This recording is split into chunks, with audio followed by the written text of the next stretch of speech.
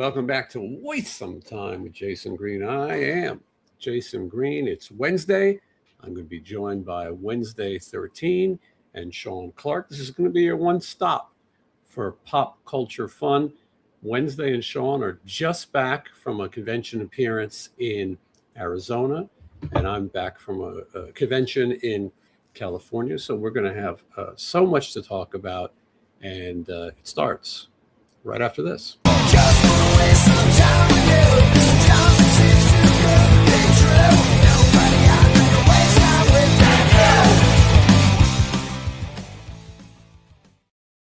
you. All right, we have so much to talk about. We cannot wait another second. Please welcome Wednesday 13. Wednesday 13. There you go. All right. It didn't work the first time, but here I am now. Yeah, if you first you fail, try again. Try. Yes. What is that shirt you're wearing? Well, it is my new dumb shirt. I found a Maniac Cop shirt with the Public Enemy logo. I was like, that is a genius. Mm-hmm. So yeah, I found that this weekend through my friend Chris, who has a killer line of merch, and I feel horrible that I don't know the name of his company, but he's the guy that sets up the Famous Monsters booth. Maybe it's part of Famous Monsters, I'm not sure, but I bet you Sean Clark will know exactly who it is. Yeah, I talk to this guy every time, but he's always doing different shit, and but yeah, his stuff is awesome. It reminds me of Rotten Cotton, that old company that used to have the shirts before everybody else had shirts. So maybe it's him. I don't know. Well, we are going to, I'm trying to center myself, key to life, center.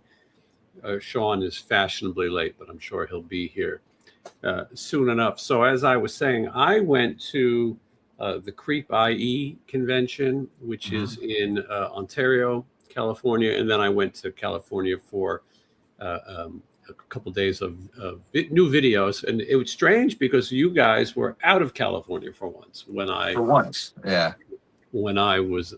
there, but I'm waiting for Sean because you guys both had a convention experience, but not only did you make an appearance, you also performed a concert. Yeah, we pulled it off. We've been trying to do that with Mad Monster for a couple of years, and I want to say 2017 we were scheduled to play there, and there was it was at a different hotel, and they had an outdoor stage during that time of year, which was miserably hot. But not only was it hot, but the whoever the hotel people wouldn't allow loud music, so they basically complained about it and shut the whole fucking thing down, so we never got to do it. So this was a long time in the making, and we did it. So it was awesome. You played in a ballroom? Well, so there's the panel room that has the panels all day. It has the costume contest and everything. So normally those kind of places, they just sort of bring in just a normal vocal PA just for audio, just for you can hear everything, but they actually brought in a sound system, so we actually had sound, which has always been the reason why I haven't played in the past, is we wanted the proper sound system. So they brought a sound system in, and we were able to. I mean, it's only a 5-hour drive from here, 5.5 hours. So we drove all of our gear down, and it was cool. It was fun. I thought I was going to be a stressed out mess trying to do the show and then do the signings and all that, but it went smoothly. So I was very happy, and I give Gene Simmons credit for making all my stress go away, because it was awesome. All right, Sean, good at that. What up, Sean? How you doing? Doing good. How you doing? I thought you weren't going to tell anybody that Gene Simmons jerked you off. Well, you just told him. That was on the DL. He's like, you don't talk about these things, okay? Just to get added to the Polaroid collection. Sean, we're trying to figure out who made Wednesday's T-shirt, and we thought maybe you would have a shot at identifying the company. You know that guy? Chris, that's Chris Ott. That's London 1888. That's the name of the company? Yeah. Got it. Okay. Was he the guy that used to run Rotten Cotton? No, that was Sean. That's a different guy. Very similar. very similar in their styles. Okay, Style well, and attitude, and yes, yeah, they're very similar. yeah, yeah. I never knew the Rotten Cotton guys. I just ordered from them, but I used to.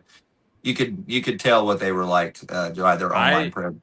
I used to party with Sean a lot, like back in the old school Fango days. We always ended up in somebody's hotel room, up to no Right. good.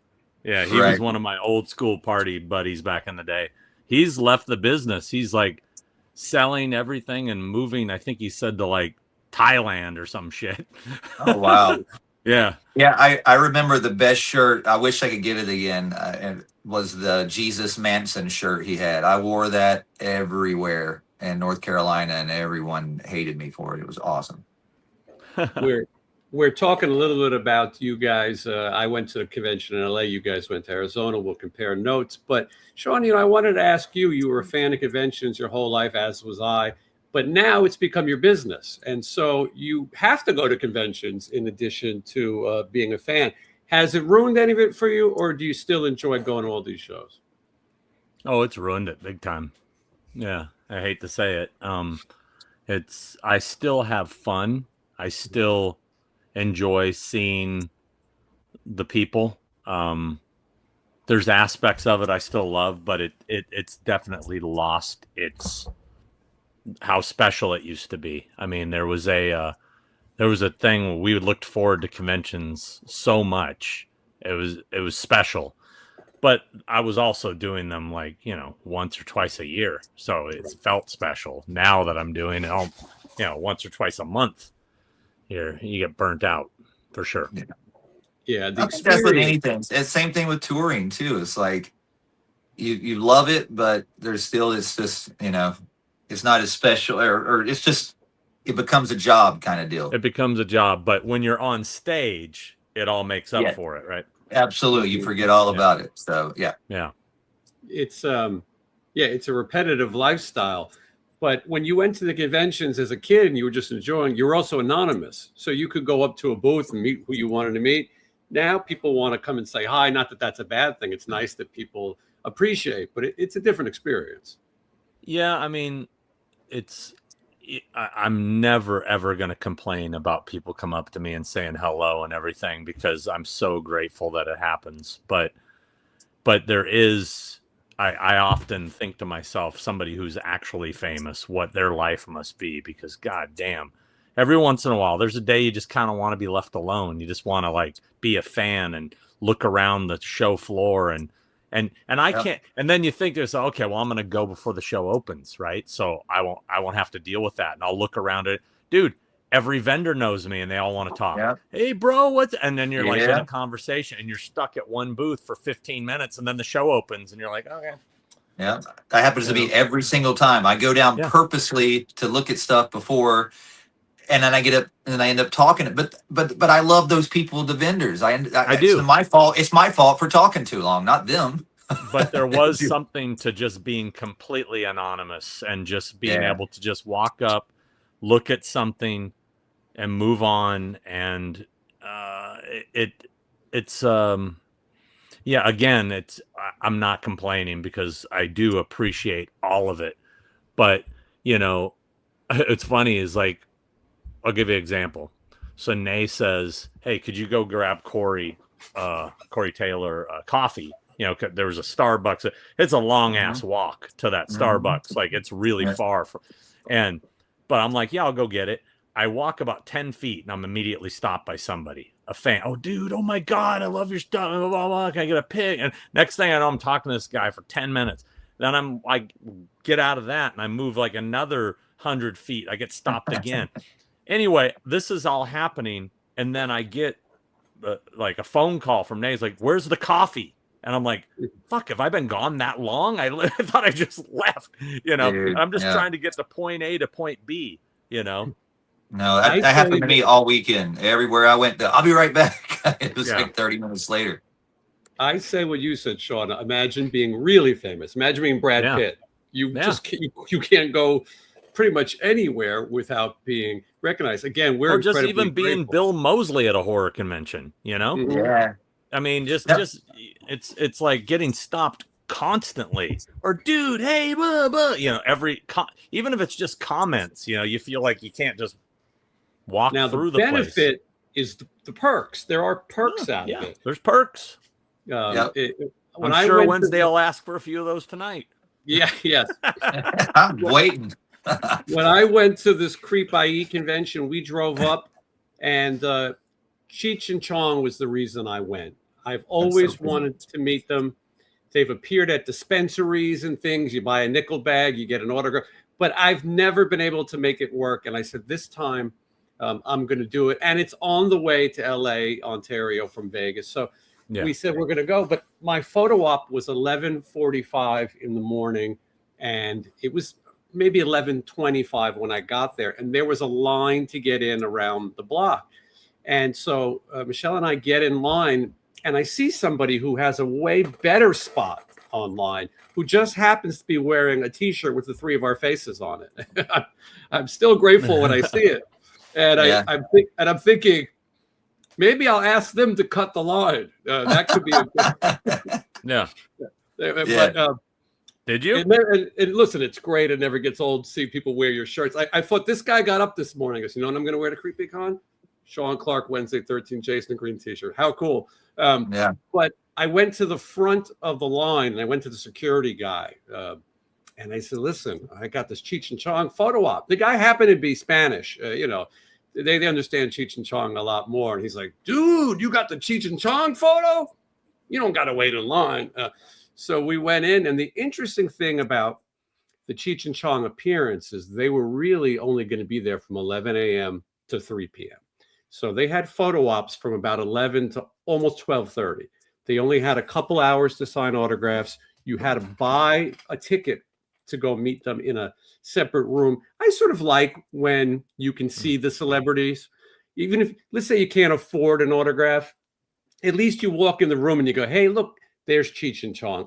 I think hiding people is a strange move. And especially guys like Cheech and Chong, who are incredibly laid back, as you may imagine. But it was strange. So the average person came to this convention expecting a weekend of Cheech and Chong. Well, they were there Saturday for 4 hours, and 90 minutes of it went into a photo op. I'm so glad I got it. Tommy Chong sadly looked like he might pass away in my photo op. He's almost. So did you post it? Did you post it yet? You know what? I should bring it up here. Hold on, I'll do that. But he's almost 90 years old. Really? God damn. Wow. And I did not realize that. Not fuck.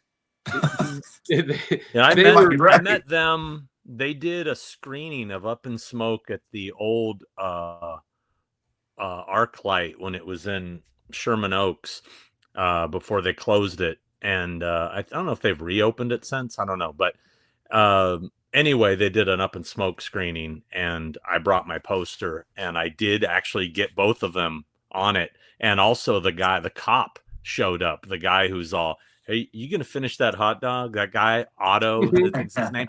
Anyway, he passed away. So I got him on the poster as well. I remember I got Tom Skerritt to sign it at a convention. So I'm doing pretty good. Got Cousin Strawberry. But, yeah, Cousin Strawberry.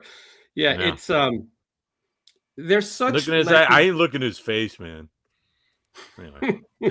There's such a legendary part of 70s and 80s. I mean, Cheech and Chong is so massive, and so I couldn't miss it. I love those really historic people, and anyway, and it was cool, and they were very friendly. Cheech was the meeting one. Everyone came in. He said, "How are you? How's it going?"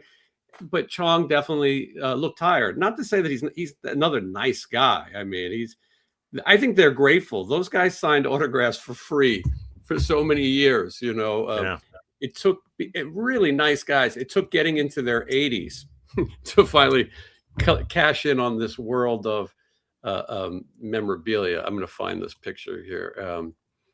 Let's see how we open. Yeah, speaking of people, somebody's saying he changed the name from London 1888 to House of Monsters. I didn't know he changed the name. Okay, maybe that's why I don't remember, because I think but yeah, we were talking about getting stopped everywhere. The very first day we were at the thing, I was ordering Cracker Barrel from Uber Eats, and I was waiting at the front, and this guy walks in and he goes, "What's up, Wednesday? How's it going?" And I was like, he just looked like a normal, not my normal kind of fan, and I thought it was somebody that I didn't know. And then this whole family walks up of just, they were the nicest, but like they didn't look like they were my fans, and I was just like, they're like, "We flew from Chicago to see you," and I was just like, and this guy's like, "I have your order," and I'm like, "Hold on one second," and I thought I was being rude to him, and then the whole weekend I felt like I would just apologize to him the whole time because I came off like, "Leave me You alone should for a have minute." shared your Cracker Barrel with the family. Yeah, but they didn't look like my normal fans, but they most certainly were. All right, there's me and Cheech and Chong, and Wow, yeah, Chong does not look. He's falling He over. looks pissed. He looks like he was forced to take that photo with you. he was sort of leaning forward and rubbing his face, and like, you know, there were people more excited to meet them than me. I thought it was awesome, but you know, we've met a lot of famous people. It was a great experience, but I didn't need conversation. Other people did, but he looks pretty good in that picture, and I can see it now. I don't think he looks that. He's just leaning a little bit. I think for a 90-year-old guy, he looks all right. They probably took 200 of these photos before I got up to them also. So I can imagine that's a long time. I like when you're 90. I like the way they organize their photo op. You stand between them. They're sitting in high stools. That's the way I think a photo op should be. I don't necessarily like the logos all over the screen back there, but I've seen I've seen worse ones. So we went into the autograph room, which is also the merch room, and the air conditioning was not working very well. I heard about this. I heard reports that the AC was screwed and people were burning up. I was going to text you. I just didn't want to, you know, you guys are at your own show. I don't want to bother you, but I was going to say, Sean, you are so lucky you're not here. I was worried. Tell you what, if the AC broke in our place, we would have been hosed because it was goddamn hot in Arizona. Yeah. It was hot. It was still hot with the air going. Yeah. You know, it was hot. Yeah, it was a hot weekend. Definitely not as hot in Ontario, California, but in a big room like that, I was worried that some of the older celebrities could not handle it. I was worried that some of the older patrons couldn't handle it because it was hot. Michelle and I stayed at the convention, I think a record, maybe less than 1 hour. We were out the door. Wow. We met the original voice of Velma from Scooby-Doo, which was cool. That's cool. Yeah, she's about 80 years old, but she was very... Who other voices did she do besides Velma? Was she other characters? I think that's all she did. She became a talent agent, but like not for appearances, like for movies and television. And she had a very successful career as an agent. And I think somebody said, "Hey, why don't you do a convention?" Someone got her in to do this convention. I think she enjoyed it. She's an older woman. She takes her time to write, but they were helping her, and she was really cool. And she's the one in all the episodes we love: Batman and Robin, Harlem Globetrotters, all the Scooby-Doo episodes that we grew up watching. She's the one with Jonathan Winters. Mm-hmm. I got a cast photo signed because Fred is also still alive, Frank Welker, and I thought, well, maybe I can get the two of them to sign it. Otherwise, Back to the Future, there was a lot of cancellations at this convention. Back to the Future was probably the big hit, but they had an Addams Family reunion that was canceled. I'm told Christina Ricci is infamous for canceling appearances. Sean, have you heard that? She is. Yeah, and she did. Also, that morning, Tori Spelling and Hayden Panettiere both canceled, both citing emergencies. This made TMZ, by the way. Yeah. So was it busy on the floor? Not really. Jamie Campbell Bower, I think, would probably be one of the most popular guests. He's Vecna in Stranger Things, and he's a popular guy. People like him. And then I would say, Brad Dourif. It was Chucky Mania. I think because the show in Ontario was kind of in I don't want to say the middle of nowhere, but a smaller place, people are passionate. I never saw so many Chucky dolls in my life, and he was probably the big draw. So anyway, it was I got what I wanted. but it was so hot. I feel bad for the vendors because you really didn't want to stop and shop. I'll put it like that. Normally we buy something at that show, but we had to get out. So now you guys spent Friday, Saturday, Sunday. Sean, you got there on Thursday, and you were filming some video. Are you not talking about it yet? I'm so proud of you for doing that. Wednesday told me it's incredible. I can't wait to see the video. So I got up at 6:45 a.m. on Friday morning and drove 2 hours to the lake from Creep Show 2, the raft segment. And I brought an actual inflatable raft with me that I purchased on Amazon. Got it literally like the night before. I was stressed about it. $38? The $38 raft. I was like, I don't know. I may would have up for the $59. You know what? I mean, if I show you a picture of it, it actually looks. It looks good. It does. This is the actual raft right there. Hold on. Did you bring the raft home, Sean? Oh, here. Oh, this is a video. Sorry. No, I left it. So it had rowers and the whole thing, but it had a little. I didn't think about how to inflate it. You know, it had a little pump. It's like a hand pump, and dude, it took forever, and it was hot as balls out there, and I'm getting attacked by bugs. The bugs are flying at me while I'm trying to pump this thing up, and then I'm trying to row my ass out there. I don't really know how to row. I'm trying to, going this way, and I start turning, and then I'm going. It was a nightmare. But I got my ass out to the middle of that lake, got all the shots.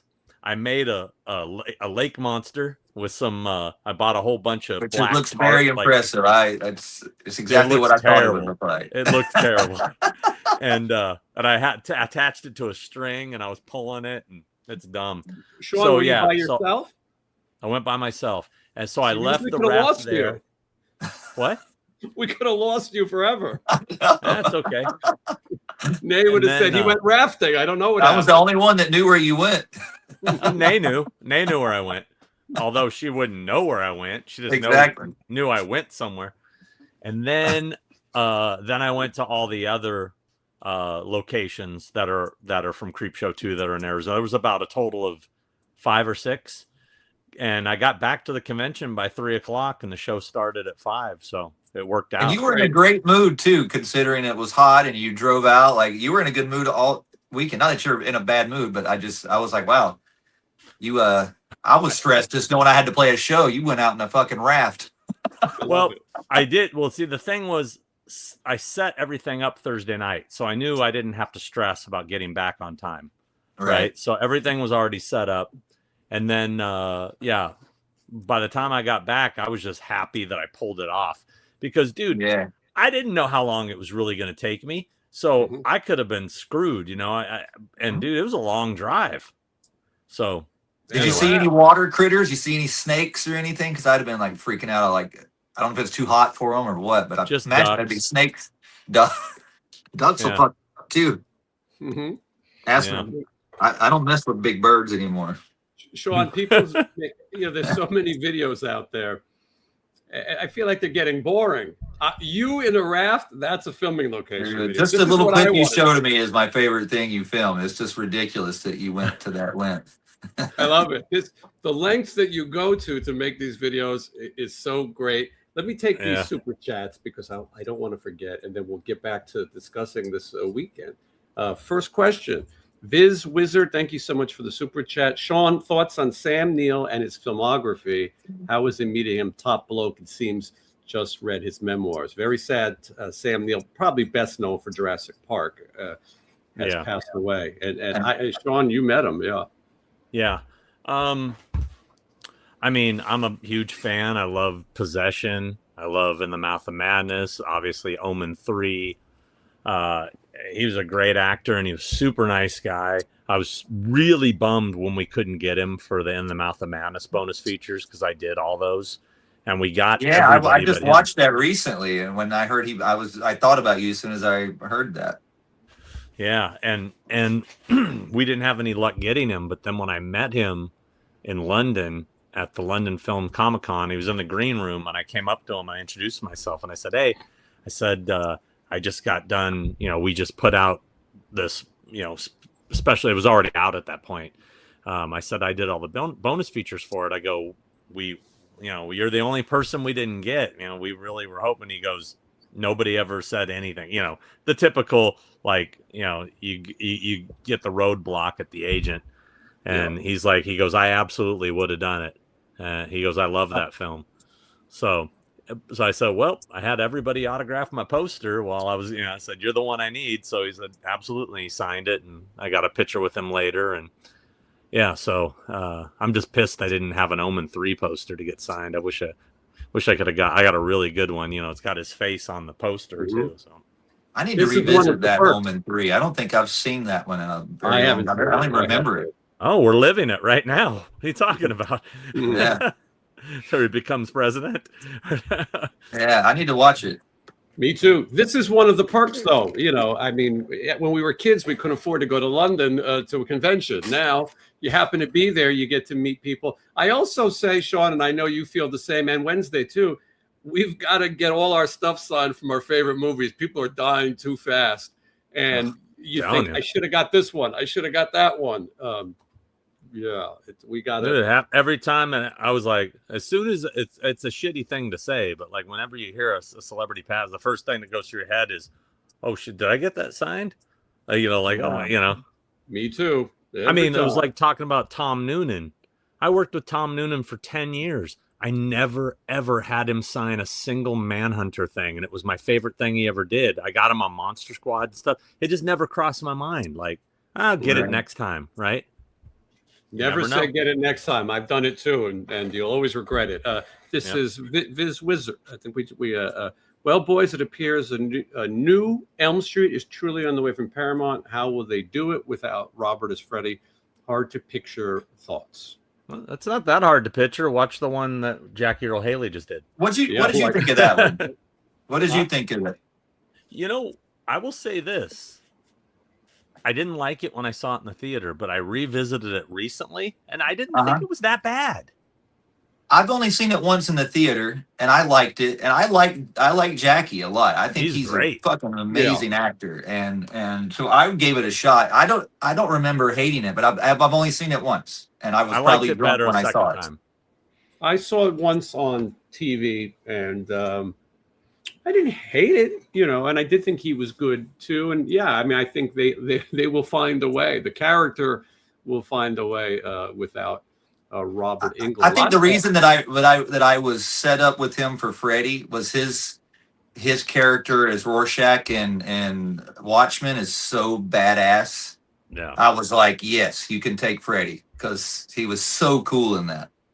This is like a Sean press conference. Thank you, Viz Wizard. Sean, I love your growing up in the OC videos as a local.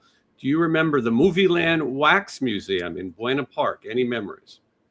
Oh, big time, man. I went there all the time. I've got a picture of me with the Wolfman from like age 7 at Movie Land. I'm going to be, I haven't decided if I'm doing a full episode on Movie Land or if I'm just going to make it part of one of my growing up ones, but I have a lot of Movie Land memories and some pretty cool stories. I was involved in a documentary that was, I don't know whatever happened to it, but Dan Roebuck was the one doing it, and he invited me to come down and help, and it was after Movie Land closed. So I got to go in there after it was closed, and we filmed a bunch of stuff, and nothing ever, I think I don't want to speak for him, but I think there was some sort of falling out with whomever he was doing it with. But I did take a lot of photos in there. It was already creepy to be in Movie Land with all the figures, because it was just a creepy place. Did either of you ever get to go there? No, I knew the legend of it. It was a place I always wanted to visit, but I didn't have the chance, but I know about it. Yeah. Anyway, they had taken all the figures out, but all the sets were still there. It was creepy and quiet. And I took pictures on the Leatherface set and the Night of the Living Dead set. I got a picture of me standing in the like Fortress of Solitude set from Superman. I'm standing there in the same spot. So I got some cool stories, and I actually went the very last day it was open too. I went 2 days in a row, the last 2 days. I think I have video, but I got tons of photos. So something will be happening. Yeah, I think that would be a great episode because I've heard so much about the history of that. Dude, that place was creepy. That place was legit. It was spooky in there. You walk around a corner and there's a figure. Even like the comedy ones, they were scary. Oh no, yeah. I used to enjoy the Hollywood Wax Museum on Hollywood Boulevard. The figures are so bad there, though. Terrible, so bad. But there's this creepy vibe. It's not as creepy anymore. They used to have Jesus at the Last Supper. I mean, he was scary, and it was dark and cheap, and it looks like they haven't painted. And you know what? I've lived in LA now for 17 years, and I've never went to the Wax Museum. We should go there when you come back. We should go see it. Yeah, I've been wanting to do that. That would be a funny video. Let's do that. Let's do that. Have you done the Max Factor Museum across the street? You mean the one next to the Mel's? Yes. You know, it's so funny. Somebody asked me about that 2 days ago. What is that? I don't know what you're talking about. I don't know. I know where Mel's is. It's more of a prop museum. Okay. I went there once, but I honestly don't remember if I went through the whole thing. I was there to do an interview with somebody for I think for the Halloween box set. We filmed an interview with a guy in front of the Halloween props they had. And I think I looked around, but I don't know if I got to go through the whole place. So I kind of been curious about going back there too. Maybe we got to do both. It's right across the street. Let's do it. Yeah. It's in the old Max Factor. Skip Ripley's.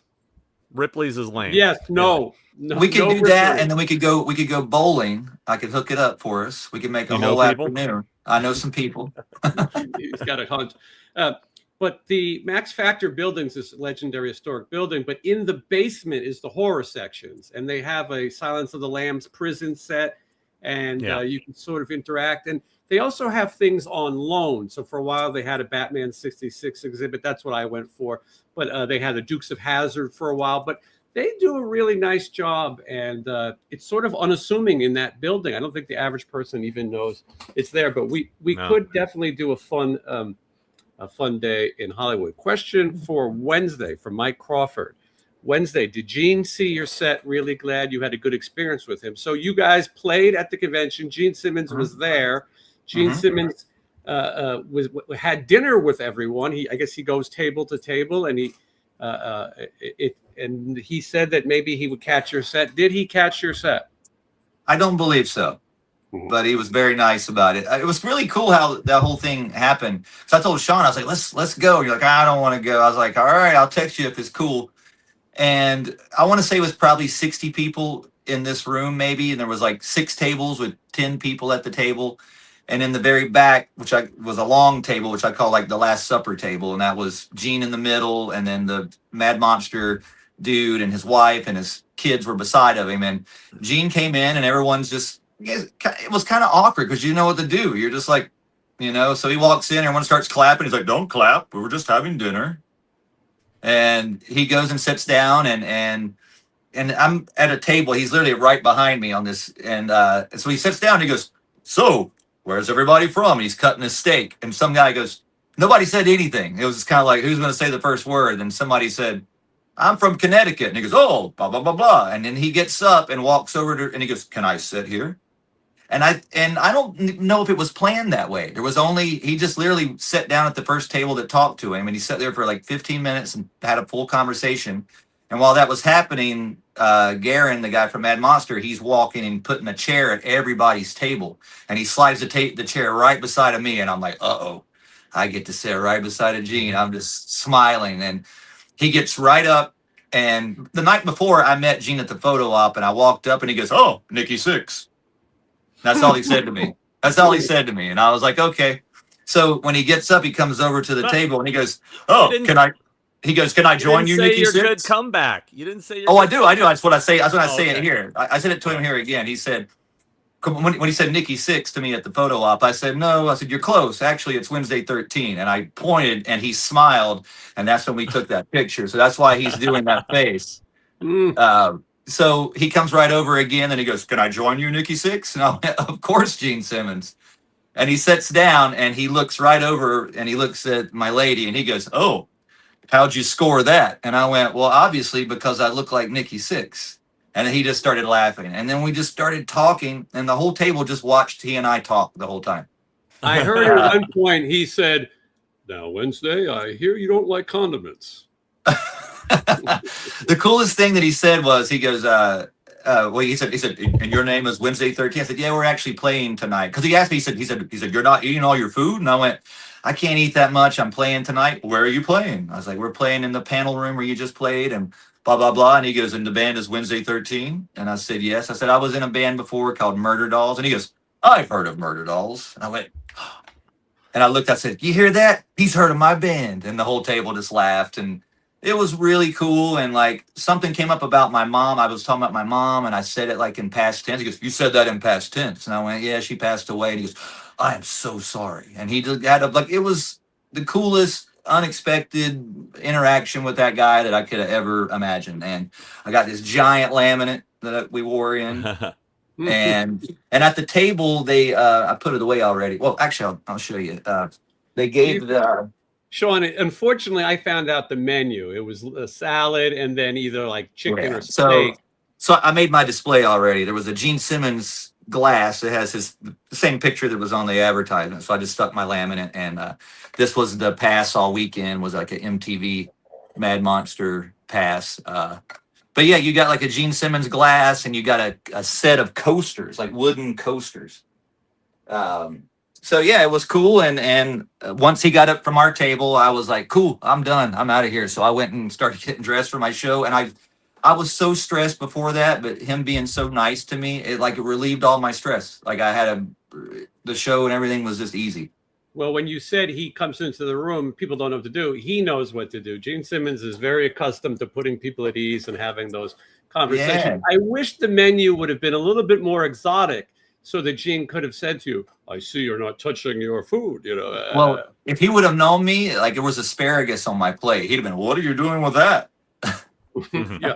These are my antenna. I can only do a Gene Simmons impression that's Craig Gass's impression, and it always has to start with, this is Gene Simmons. Of course. Yes. You always have to say, of course. But I will say this. Everything that he said at my table was cancelable. Everything he don't care. Everything he said was so like the women at the table were just like, and he was like, oh, everything was great before AIDS. I mean, he was just everything. He was like, and he asked my lady, he was asking people, he goes, what was your first concert? And he asked me my first Kiss concert. And then he goes, and what was your first concert? And she said, the Pointer Sisters. He goes, oh yes, I had sex with her. It was just nonstop. And then later, I guess after we left, he went to another table and there was a lady talking to Chelsea about it and said, was Gene saying really inappropriate stuff at your table? And she's like, yeah, he was definitely talking. And she goes, I know it. And she goes, I'm a lawyer. And I couldn't believe the stuff he was saying. You should have told him that Peter Criss said you look like a Nazi. I would have got there eventually. But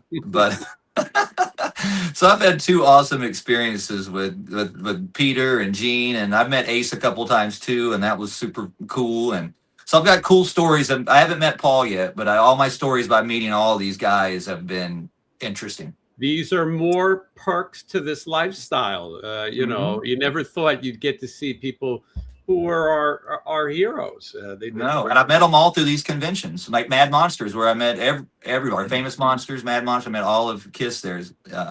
So that is the perks. Wednesday, I'll let you read this name since they're a fan of yours. What is it? Meyer. I can't see on my. I'm still blind. Myra Curl. I think it says Mercury. Yeah, Mercury. I'll have to read it. Yeah, there you go. This is like reading license plates. When you're driving and you go, what does that say? Wednesday, Mercury. Oh, you should do the Hearst song, "Worms Crawl In, Worms Crawl Out." Give it the W13 treatment. I did that on my Necrophase record, 2019. It's called The Hearse. See, this is Green Eyed Girl 8. Thank you, congratulations on 50K. I appreciate everybody. We made it to 50,000. So happy for you on your well-deserved achievement. Thank you for being so entertaining in all that you do and creating this waste some time community for all of us. # Team Green and a green heart. Well, thank you very much. It means a lot. 50,000 subscribers, 10 million views, and wow, yeah, that's awesome. And your new video on the vacation girl is crazy. Yes, doing good. It's doing really well. I think it's 170,000 today. It was 140 when I looked, I think, yesterday. So every time I look, it goes crazy. It was an interesting video because she died of type 1 diabetes, which I have, and you get a lot of people who get angry in the comments. She should have took better care of herself. Sean, you probably get this all the time, having a YouTube channel. People comment without watching your video. They state something that's clearly in the video. Man, it drives me nuts, man. Comments that shit drives me nuts. I mean, it's I will answer, like, I'll respond to it and go, well, if you actually watch the video, you would see that I said that, or I covered that too. Or, it's nuts. They go, she was in this movie. No shit, I mentioned everything in her career, and it's like they just go to comment, and it's so frustrating. And then, I'm doing these videos because I find them interesting. Same thing with these cemetery videos. But when I narrate a video, and Sean, you can relate to this too, we're not DJs. I'm not trying to be Casey Kasem. And I'm reading about Davy Chase, who passed away from AIDS. And they're like, bro, your voice is too monotone, or you got to pick up the pace. What am I supposed to do? You want me to read it like a game show host? And then she got AIDS.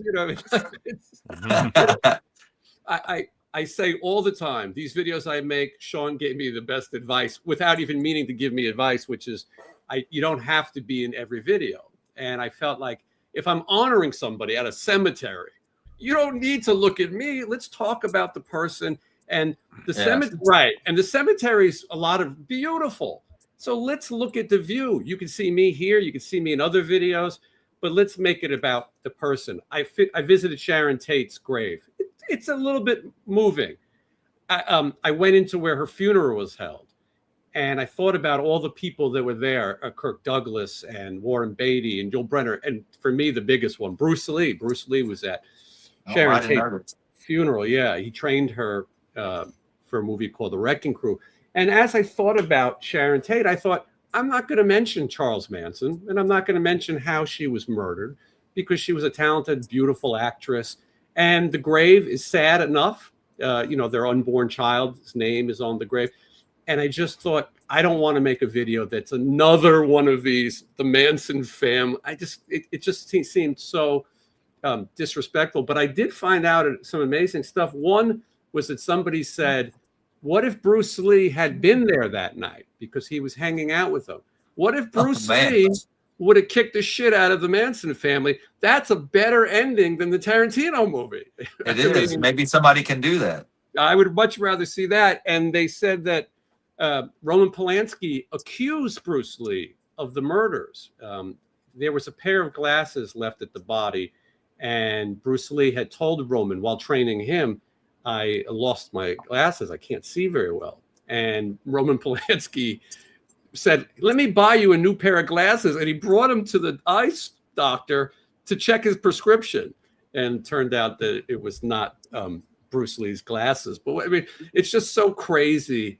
And we have to remember, when these things happened, there was no internet. So when this tragic murder happened, Hollywood was petrified. They thought everyone famous is going to be killed, and people were hiring security. Nobody even, now in 2 seconds we'd be on the phones. Everyone would be texting, or they would have a lead. But anyway, so you read these videos and you go to somewhere where there's people, I visited Heather O'Rourke's grave, Dominique Dunn, Dorothy Stratton. They're on the same. These are all tragedies. And I just can't sit there in a voice and go, and then, So I think authenticity, as they say, goes a long way. And trying to do something good. Seeing Sean in a raft, to me, I'm in it. You know what I mean? I'm in. Doesn't matter what movie he's going. The fact Vic Morrow, whose grave I also visited, that's one of my favorite Sean videos. Sean goes to the site of the helicopter crash from the Twilight Zone movie, and it's not really meant for people to visit. No, it didn't look convenient. It's actually trespassing. Mm-hmm. And Sean's wearing Allegedly. shorts. Yeah, right. Let's say allegedly. You're wearing shorts, and it looks like you're going through this like bamboo field. It is bamboo. It is a bamboo. It's crazy. There's bamboo out there, and I think they grew it because they shot so many Vietnam movies out there. They grew bamboo, and now bamboo is wild out in that area. Oh wow! It's nuts. That's the first thing I thought of when Wednesday told me you were going to get out on a raft. I was thinking, well, Sean will go to great lengths to make interesting videos. I was so grateful that it wasn't as sketchy as it could have been. I mean, I felt very relieved. Well, when I first got there, nobody was there. It was empty. It was just me. I got there pretty early, by 9 a.m., I think. And by the time I was out in the raft, cars started pulling up and kids started jumping in and swimming across the lake. And I'm like, okay, I guess we're okay. There's kids swimming in this lake, Kept hoping one of them would get, Yeah. Listen, could you kids act like you're in being I actually thought about asking a couple of the kids if they would pull the tarp for me, because it's hard. It was really hard to film and pull it. Yeah. Anyway. Mm-hmm. There's always next time. Go back and get some kids to go in there and swim and reenact the whole thing. I am not going back there ever again. That is one of the best feelings when you go to a location and you go, I'm never going to be here again. I don't see any reason I would ever go back, The problem with cemeteries is every 5 years they fill up again. And when the last visit, I went to Westwood, which was most famous for Marilyn Monroe being buried. It's one of the coolest cemeteries because it's in the middle of the city and it's very small. And literally every step, there's more celebrities than regular people. And which one is this? Westwood. It's where Dominique Dunn and Heather O'Rourke are buried, and Dorothy Stratton, Natalie Wood. That's the Don Knotts one, right? Don Knotts is there. But Brian Wilson has recently been interred next to his brother Carl, but the grave isn't marked yet, but everybody kind of knows the spot and there's plants. But there's interesting about who's buried next to each other. Betty Page is buried directly next to Alan Melvin, who is Sam the Butcher on the Brady Bunch and the voice of Magilla Gorilla. And he's also a million characters on Andy Griffith. Yes. But those two are spending eternity next to each other. Then in another section, Jack Klugman has his urn. Underneath him is a guy named Unger. I mean, what are the chances that Oscar Madison would have a guy named Unger? Then we went to a Jewish cemetery, and there was two things in this Jewish cemetery that were interesting. Quincy Jones, who has converted, but his ex-wife Peggy Lipton is buried, close, but not in he's got a big enclosure, but she's close. And I was thinking how maybe because the family can visit both of their parents. And then the other one that you would not expect to visit in a Jewish cemetery, Nell Carter. And Nell Give me Carter, a break. She's in there. yeah. Nell Carter also converted, and when I film these videos, we're moving fast, trying to do 50 graves in a day. These cemeteries are on mountains. It's hot and humid, and I don't get much time to pay respects. If it's someone I really like, I sort of sit and think about it for a minute. I did sing the "Give Me a Break" theme at Nell Carter's grave. Nobody was around, but it's interesting when you see people who were married and then divorced in the same cemetery. Now, back in Westwood, Peter Bogdanovich, the director, is buried next to Dorothy Stratton. Now, Dorothy Stratton was murdered because she was having an affair with Peter Bogdanovich. Peter Bogdanovich and Hugh Hefner hate each other. And Hugh Hefner's in the cemetery as well. Well, Peter Bogdanovich ended up marrying Dorothy Stratton's sister, who maybe he met when she was a tad young. And so as I'm walking around here, I'm just thinking how crazy. Hollywood Forever, Burt Reynolds and Lonnie Anderson are buried in the same cemetery, but not too close. It's an interesting thing what happens when you pass. But the Jewish cemetery, you walk around and you say, I guess Hollywood was run by Jews back in the day, because there's a lot of legends in that cemetery. Now, Holy Cross, which is the Catholic cemetery, Catholic. Sean, were you Catholic or raised Catholic or anything? Or Wednesday, either of you? My parents never even brought religion up, so I was always fascinated by seeing people into that. Just like, me what? too. Yeah. Church wasn't a thing for my family either, and I've never been to church in my life. I walked in one. You were with the wrong spot. So Holy Cross, Catholics love statues. They love scary statues. They love sad statues. And they love Jesus with the nails in the feet and the hands. And so while I'm filming the cemetery, everywhere you go is a statue that is scarier than the other one. And when you walk into the mausoleum where John Candy is buried and many other legends, you can't help but say, Jesus Christ, look at the time.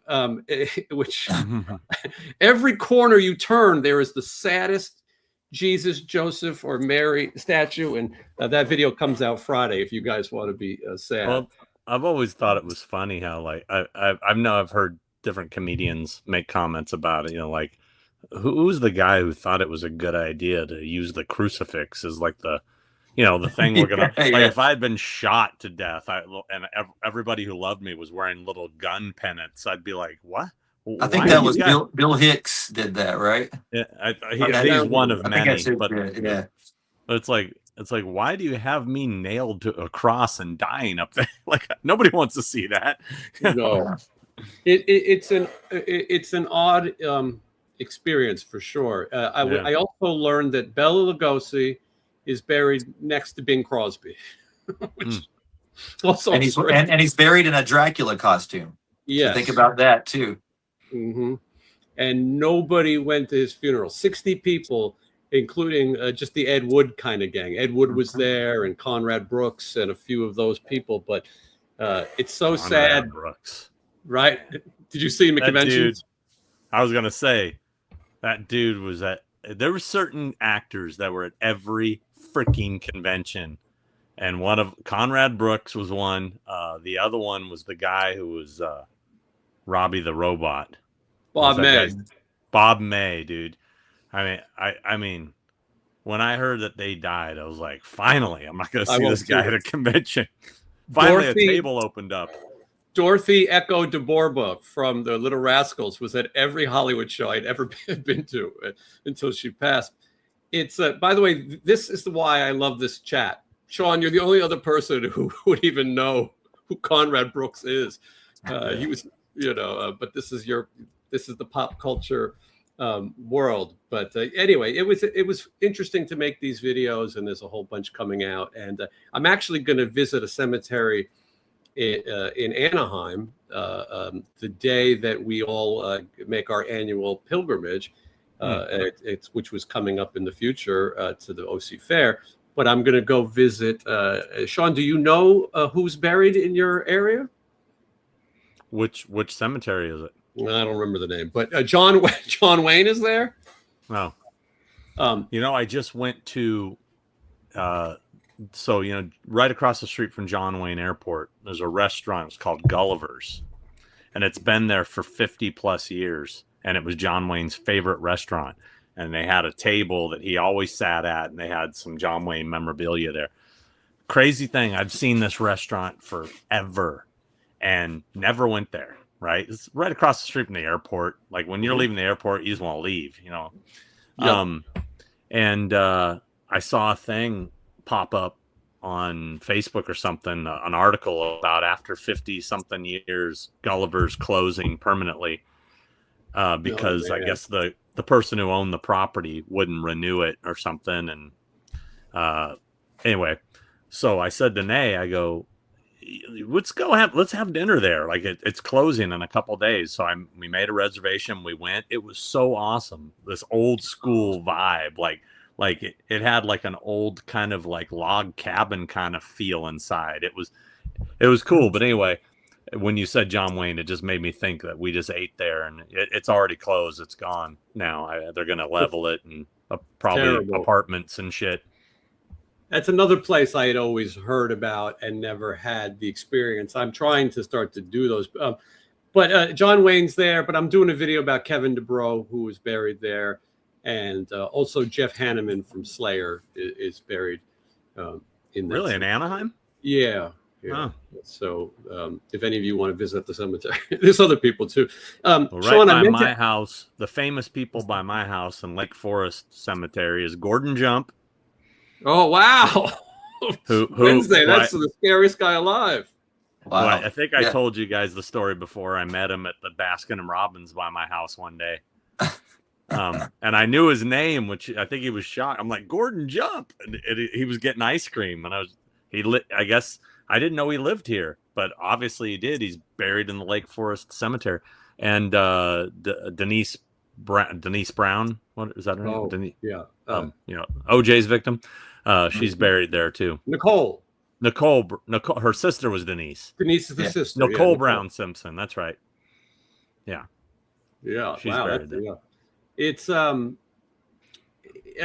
was doing this video and I said I got to ask Sean a question. We're going to have a guest join us in a minute, by the way, because I don't know if you guys know, Ryder was on the Tonight Show last night. I heard.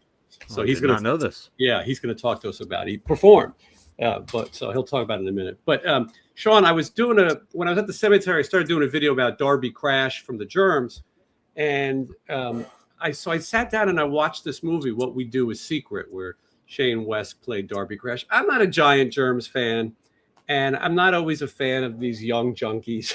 You know what I mean? It's hard to watch a movie and have them be a hero. You know what I mean? Same with Sid Vicious. It's hard to go, oh boy, I hope he doesn't die. But they spend all their time at a place called Okie Dog. And I wanted to ask you if you had been there, Sean. I know it. Where is it at? I know that. It just place. closed recently, like a month ago. I think. Where was it? I'm going to say West Hollywood. Yeah. I know of it. I don't know if I've ever ate there, but I definitely knew of it. It was this legendary hot dog place, and I guess very big in the punk scene. I think the Circle Jerks had a record release that's why party. I know about it. Yeah, I think they had their record release party there, and I guess that's where Darby went the night before he passed, the night he did pass. And I guess an Okie Dog. Now I would have this, and Sean would probably have it, but I don't know about you, Wednesday. An Okie Dog is. You don't even got a hot dog in it. He ain't gonna have it. It's until the fair. We're getting a hot dog in you. This could be the trip. This is the trip. 2 hot dogs in a pita with a piece of pastrami, cheese, and chili. That's an Okie Dog. And I'd do that. I would do it too. Wednesday, would you try that? Yeah, he would. 50 years or something. It's been there, and it's finally gone. It's just a bummer.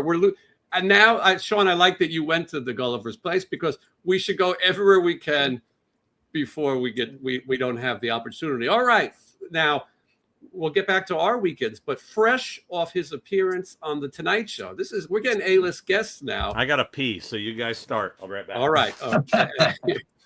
Here he is, Ryder B. Good. Ryder, how are you? Holy shit! Just got back from New York. And wow, what a trip I just had. That's all right, awesome. Ryder. Now, this is huge. First of all, have you ever been to New York before? I have been to New York before. I had an awesome time last time.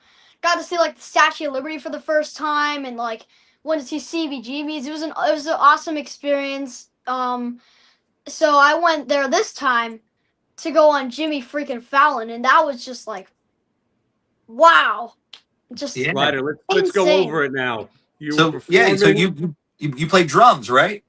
with an I artist did named play drums, Phoebe yeah. Bridgers. So Phoebe Yeah. Bridgers is a popular artist. She was performing her new song "Lost Boys." And how does she find you? She was actually really cool, and she found me to be really cool too. I think she was very cool, and she's a great person to talk to, you know. But Ryder, how does she come in contact with you? How does she discover you?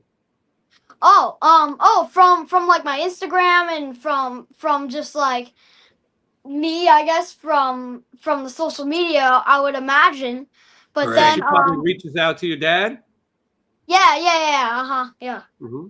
Okay, and so she reaches out to your dad, and does she say, "I want you to be on the Tonight Show"? How does this offer come about? Well, I don't know if she texted, but like I think it like maybe someone else. Do you know? Yeah, her manager called and asked if you would want to be on the Jimmy Fallon show, but they were being very secretive as to who the artist was. Oh yeah. They were being secretive to who the artist was, so we didn't know who the artist was at all. First, we thought it was going to be Olivia Rodrigo because she's been putting out new music lately, and I thought it was going to be her.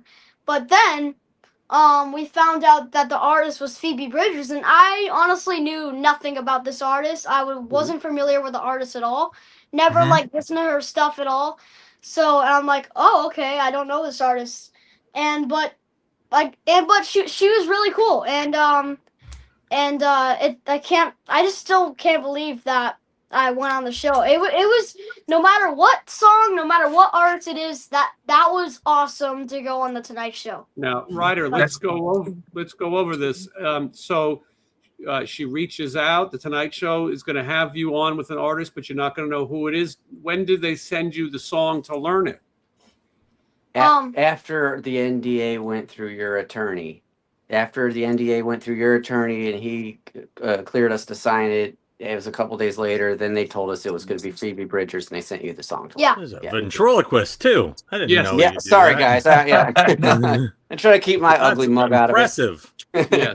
That's cool. What I noticed though, because Jason, you told me about it, and it was like, did you know Ryder was on? Because I was busy yesterday and I wasn't online as much, and I went and checked it out, and it was awesome to see you playing drums, and it sounded awesome too. It was just, but I noticed that her band, I recognized the bass player because I follow her as well. So she must have picked all of her favorite social media younger players, because the bass player is this girl named, I guess she goes as Ellen Plays Bass. I've been watching her play since I've seen her. Yeah. She's amazing. And I saw she was the bassist. So you got to play with like an all-star social media young band, right? Yeah, and all the artists were all the kid artists were. I mean, all the kid musicians were actually surprisingly good. Like they were actually good. So no, you guys sounded killer, and like I was just confused. Like, have these guys been a band for months and I didn't know about it? But like, it was really cool to see. When do you start learning the song? I started. So the story was, so like me and my mom were driving back from a trip from Mammoth, so we were just driving back and stuff, and then we got the song. We listened to it like tons of times. Then we listened to it so many times that I kind of knew it I knew the melody on drums. So when we got back, I practiced it. I practiced it, and then yeah, so I did it kind of like my way, where I like added stuff to it and stuff like that. So and then the first rehearsal, they told me to change some stuff, but then the second rehearsal, they told me to like do a bunch of other stuff. So it was kind of hard for me, but then I practiced more and more and more until I just got it. So leading up to the Jimmy Fallon show, and then I nailed it. So was the rehearsal in New York? So there were 2 rehearsals in LA in the same place, and then there were 2 rehearsals in New York in the same place. So yeah, I forget what both of those places were, but Probably like SIR. It's okay. You're 10. It's okay. I literally have no idea what those places were called, but like Well, did Dad go? Yeah. Yeah. Yep. He went and Was it yeah. SIR? What? Yeah, where'd you guys rehearse that? Yeah. It was on 37. It was 37th Street, Okay, Not it's sure. probably I'm not one of the SIR rehearsals. or it was 36th Street. But I think it was the first one I said. Yeah. Yeah. But okay, so you guys rehearse now. Jimmy Fallon tapes the Tonight Show at in 30 Rockefeller Plaza, right? Yep. Mm-hmm. It's pretty crazy. So you're in Yeah, this it's crazy. historic building where Saturday Night Live was created, and Yep. all of our favorite memories. So what time do you have to get there on the show? You got to get there early that day? Yeah, we had to get there pretty early, and then we were honestly there for like the rest of the day. I think the show started at like 5 o'clock, so we just kind of watched that whole thing until like we got our ears in and we got set up and stuff like a few before the show, and then and then the show started, and then Well, let's back up a little bit. You're harder to feed than Wednesday. So like so what so tell them a little bit about that. Like tell them about what you eat and how hard it was to feed you that day. so He didn't want the chicken sandwiches they had out. so like okay, so like the place is like a mall. It's like an entire mall. There's like a bunch of stores and restaurants and stuff. So of course they had pizza there. I mean what's a place that doesn't have pizza? So we looked at all of the places that were there. There's like a sign where all the places like what are all the places and stuff like that. So and then we saw, I think it was called Ace's Pizza. So we went there since it was a pizza place, and pizza's like one of the only things I eat. So we go. Better than Wednesday. I look. There was like kind of a TV sitting there where it's like it shows like the pizza and stuff like that. And I looked. It was Detroit style pizza. And look, I like Detroit style pizza. I think it's really good. Detroit style pizza means there's sauce on top of the cheese. Sean and I go to a place in Vegas called the Red Dwarf. Yeah. Yeah, and I didn't know that. I thought that Detroit style pizza was like thick, and it didn't have the sauce on top, but it just had the normal sauce under the cheese. So I thought it was just a square shaped pizza. So we go, and then when I see the pictures, it didn't show the pizza with the sauce on top.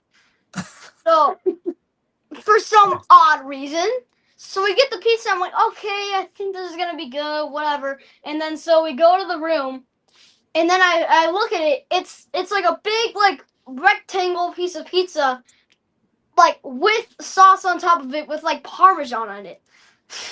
And I get out of my chair and I just start laughing.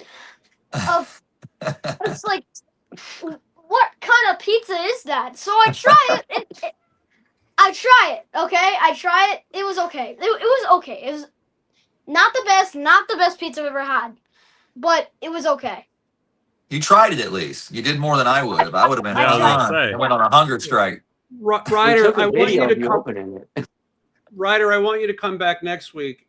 Me and Sean are going to ask you and Wednesday foods, and then we're going to bet on whether or not you guys have tried them before. Yes! And we're going to see I'd love to do that. I've been waiting for this all my life.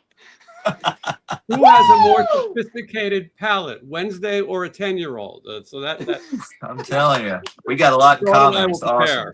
Mm-hmm. I love Fuck it. All yeah, right, I love Ryder. pizza. Next week we're going to find out more about what you guys eat, both of you. Oh, I can't wait, dude. But so you go up on the show. I watched it Wednesday, so Sean will watch it later. I did. Is it online so I can watch it? It's on YouTube now. On YouTube. Okay. Mm-hmm. What And song Ryder, did you do? I was peeing. I didn't hear. What song did you do? Lost Boys. What? It's a song called Lost Boys, which is crazy because I bet all of you guys know that I'm friends with a lot of the Lost Boys cast. So Yeah, that's cool. Which is cool. It's one of my favorite movies too. So yeah, look at that. Yeah, that's very cool. So But the yeah, artist's name is Phoebe Bridgers, Ryder. Yeah, Phoebe and, Bridgers. Yeah, and so you come on, you're going to play the song Lost Boys. Now, who else was on the show? Who were the guests last night?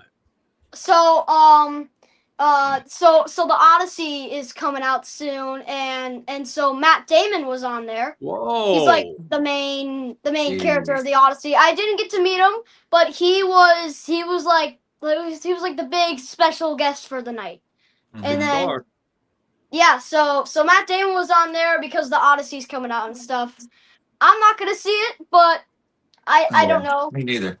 That But makes I just four of bought us. my tickets today. But but think about it, dude. Think about how crazy it is. You're 10 years old and you played the Tonight Show. I know, and the crazy thing That is is so awesome. Like I haven't even played any of these like crazy. I've been doing this for 25 years and you got to play the Tonight Show. So that is amazing and congratulations. Thanks so much. And Ryder, also, who else was on? There's usually a third guest. Who was the other guest? it was what was his name? He It's was Gary from Weird Science. Anthony Michael Hall. yeah, Anthony What? Michael Hall. Rusty Griswold. That's awesome. They let him on the Tonight Show? Yeah.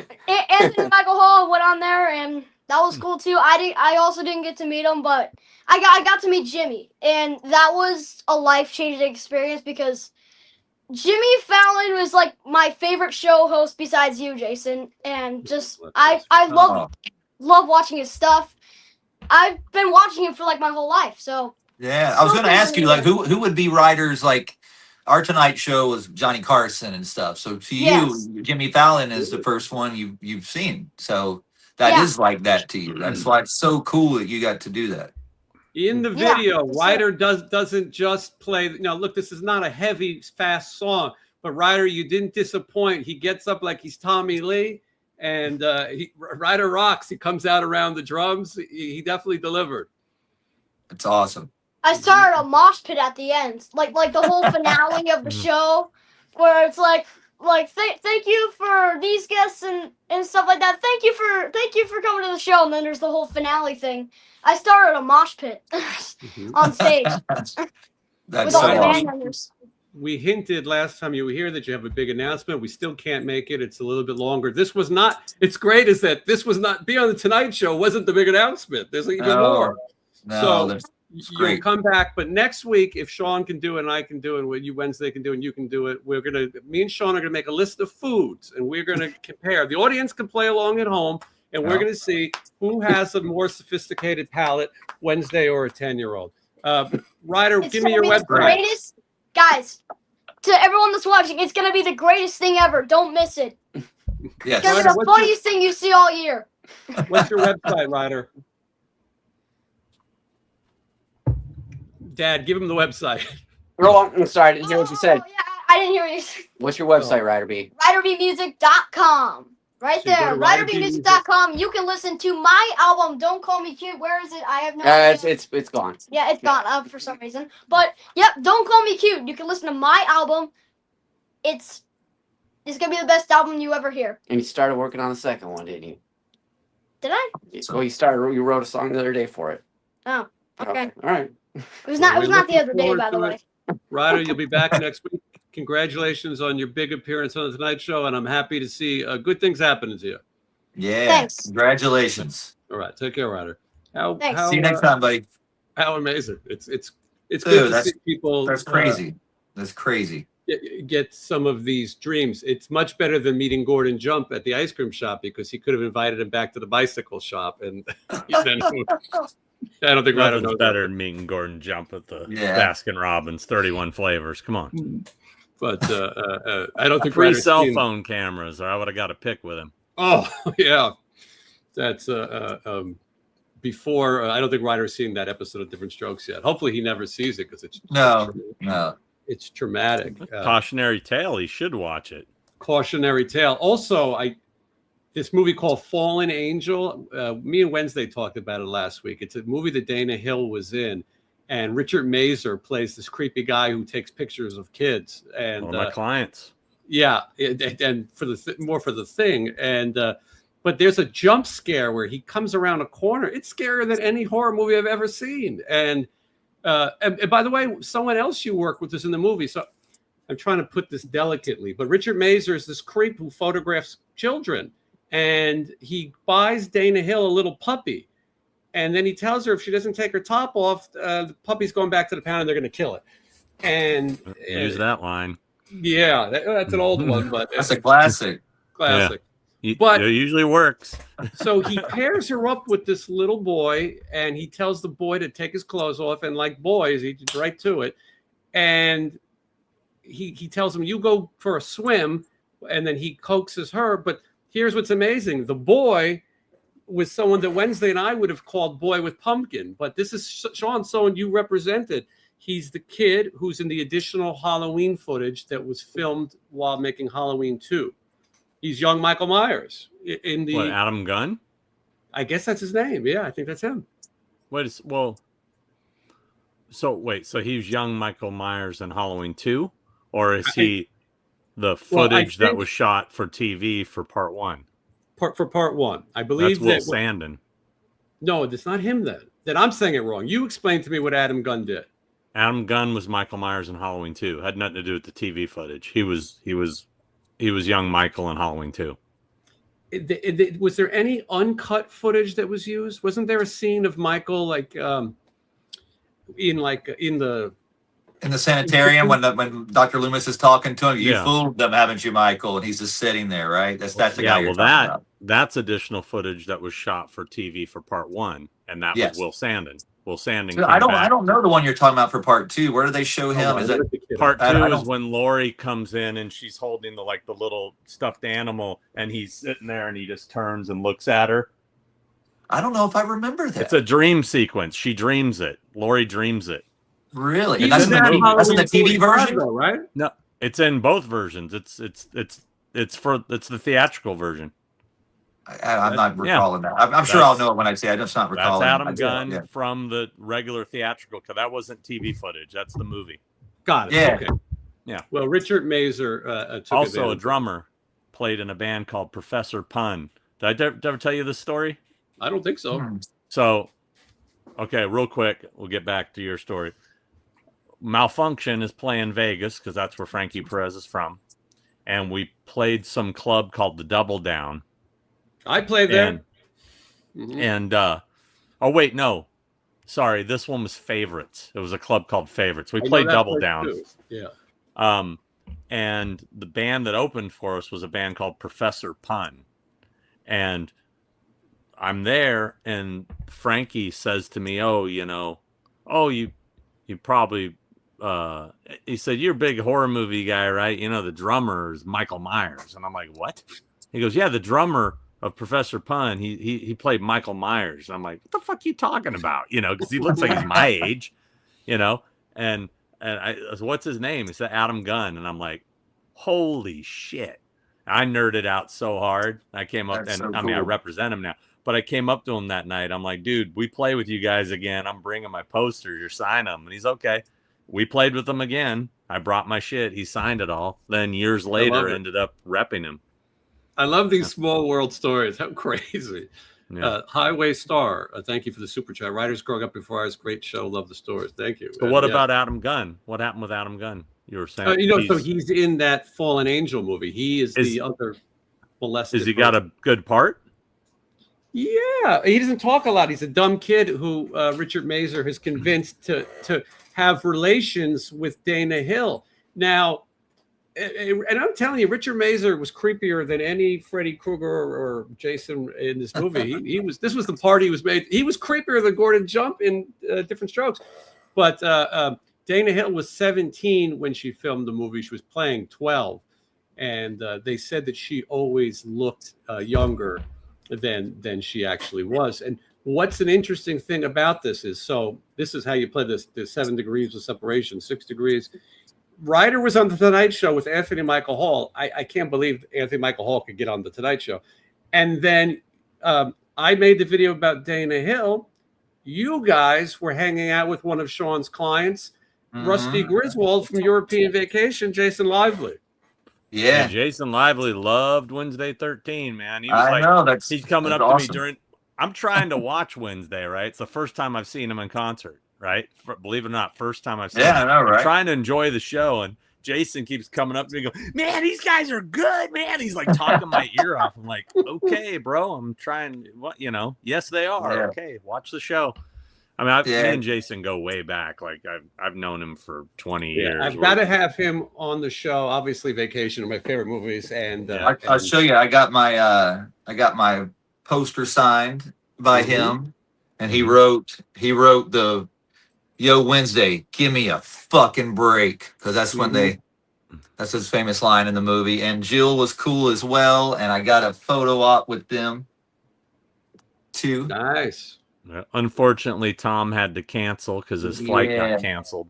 Tom Atkins. At least his health is okay. We're rather dude. He stayed at the airport he got to the airport at 7 a.m. They finally canceled his final flight at midnight, and they said, "Oh, we're going to get you a hotel," and he said, "Nope, I'm leaving." Yeah, at that point, when you get older, it's enough. Yeah. I had him write on my posters. Dad, I think he's going to pork her. And the other one, I think he wrote "Oink Oink will be pigs," and then something about berets. He wrote something on Troy. I think Troy got a European Vacation. The picture of them on the mountain when they're dancing. The Sound of Music or whatever that was. And he may have got him signed. He may have got. I think he's on a porker. He may have got that sign on there too. But, he was super cool. Somebody posted here, Sean hanging out with Jello Biafra in Berkeley, watching the show. He speaks highly of you. What, you're watching the show with him right now? And I've never met Jello. I don't know it. I mean, I'm a fan. I'm an old school fan for sure, but I've never met him. I feel like he's saying that him and they were watching a show. I don't know. Please elaborate, Fred. Yeah, Fred, let us know. Jello Biafra, one of the coolest by far. Jello Biafra, I remember sending my old band Frankenstein Drag Queens to his label, trying to get signed because I didn't know what that even meant really. I'm looking for a record deal. Tentacle, is it? Yeah, and he wrote me back, and I didn't even realize it was him that had wrote it back, and he was like, "Your band is really awesome. I don't know that we could help you out here, but here is a list." And he sent me like a list of like, you could do this, basically telling me how to DIY it myself. And I was literally like showing my friend in that anti-scene band. He goes, "That's Jello Biafra." And I went, "Are you kidding me?" So it was just, that guy's a punk legend too in his own right, so it was just crazy that he wrote me. So I always thought that was super cool. Pretty badass, yeah. Deadhead Dave, thank you for being a member for 13 months, digging the show tonight. Absolutely, it's a fun one. We're talking about a lot of different subjects at once. Now Sean does represent Mr. Papadopoulos also, and George Papadopoulos, Papa Giorgio. It's wrong. Oh, okay. I was going to say Webster's father. Yeah. And I will also say, as a tease, Sean set up an interview with Ethan Embry for me that I did, and we talked about Vegas vacation locations. It was a great interview. Ethan was young at the time, so he only remembers so much about where they did and what they. But, did you ever put that up? I haven't put it up yet. I still have to go do When I started YouTube, Sean, I made these videos really fast, like 30 seconds, and then I realized you can't do that. You have to have a long video. So I'm going to go back and get some of these locations. Thankfully, the movie takes place mostly in Mirage. Mirage has been torn down, and now it's a big guitar on the strip, by the way. It's already coming along. Next time you come to Vegas, you'll see this giant guitar on the strip. It's crazy. So luckily I have that footage before they tore it down. It was fun watching Jason fanboy Wednesday while Wednesday was fanboying to him. It's always a cool experience when you're a fan of somebody and they're a fan of you. Nazi punks F off. He wears a shirt now that says Nazi Trumps F off. And just reporting. Yeah. I heard he's been having some health issues. I have heard that as well. I hope he's all right. I wish those guys would get their shit together and get back together. I don't think it'll ever happen. But and now we lost D.H. Peligro as well. So totally off subject. Did you guys see today? I didn't even know this was even coming out or as a movie or what. Did you see the I Play Rocky trailer? Yes. I am excited for this. I had no idea. So this good. looks so cool. Tell me Yeah. about it. Basically, it's the story of Rocky pitching the movie and how he wanted to play Rocky, and they're like, "This is amazing," and he Oh, goes, right. we can get Burt Reynolds to play this. We can get Charles Bronson." He goes, Antonio. I play Rocky. And the guy, they recreate all the scenes, but it's like behind the scenes. It's him practicing punching the meat, and he breaks his Is it a hand. series or a movie? No, it's a movie. It's called Yeah. I Play Rocky, and there's a 3-minute trailer online. I saw it today. I've watched it twice. It looks awesome. The Apollo Looks so Creed. good. Yeah, I'll be there first day. I'm excited. it's, Apollo I'm pretty Creed, psyched for that one. Right. There you go. The guy who plays him looked amazing. Dude, I know. It's such a cool idea, and like I can't get over how much the guy looks like old Rocky. He's got his voice down. Here's a little bit of trivia. So, my buddy Andrew Cash, who is on my horror trivia team and used to help shoot and edit the original Horrors Hall Grounds stuff, a lot of the stuff I did for Scream Factory, he worked on with me. He used to live in the exact same apartment off of Hollywood Boulevard that Sylvester Stallone wrote that screenplay in. Wow. Yeah, his Oh, wow. apartment was the apartment that Stallone wrote Rocky in. He don't live there anymore, but at the time I remember going, "That's crazy! Right in this room is where he wrote Rocky." Yeah. It's incredible. The Stallone story is an amazing story, and I'm glad they're making this movie. Talk about a guy. He was broke. At one point he was in an adult-esque movie, and he was hustling, and then he has the chance to sell his screenplay for a lot of money. Most people would take it. Yeah. And he refused. And people The trailer shows all that. It's like, "Oh, we'll give you 25,000." Nope. And they go back, "We'll give you 50,000." Nope. And it's like, "You're parking cars." He goes, "No, I ain't gonna do it." People don't I realize. I hope they cover Death Race 2000 in it. I hope he gets that part like during the struggle. Yeah, Yeah. it was great. I think that people don't realize Rocky was like a guerrilla movie. They didn't have permits. Lloyd Kaufman, known for The Toxic Avenger, was the location manager on Rocky and went and found all those places. No way. He was very good friends with John Avildsen, one of my favorite directors of all time, the late John Avildsen, and he also directed The Karate Kid.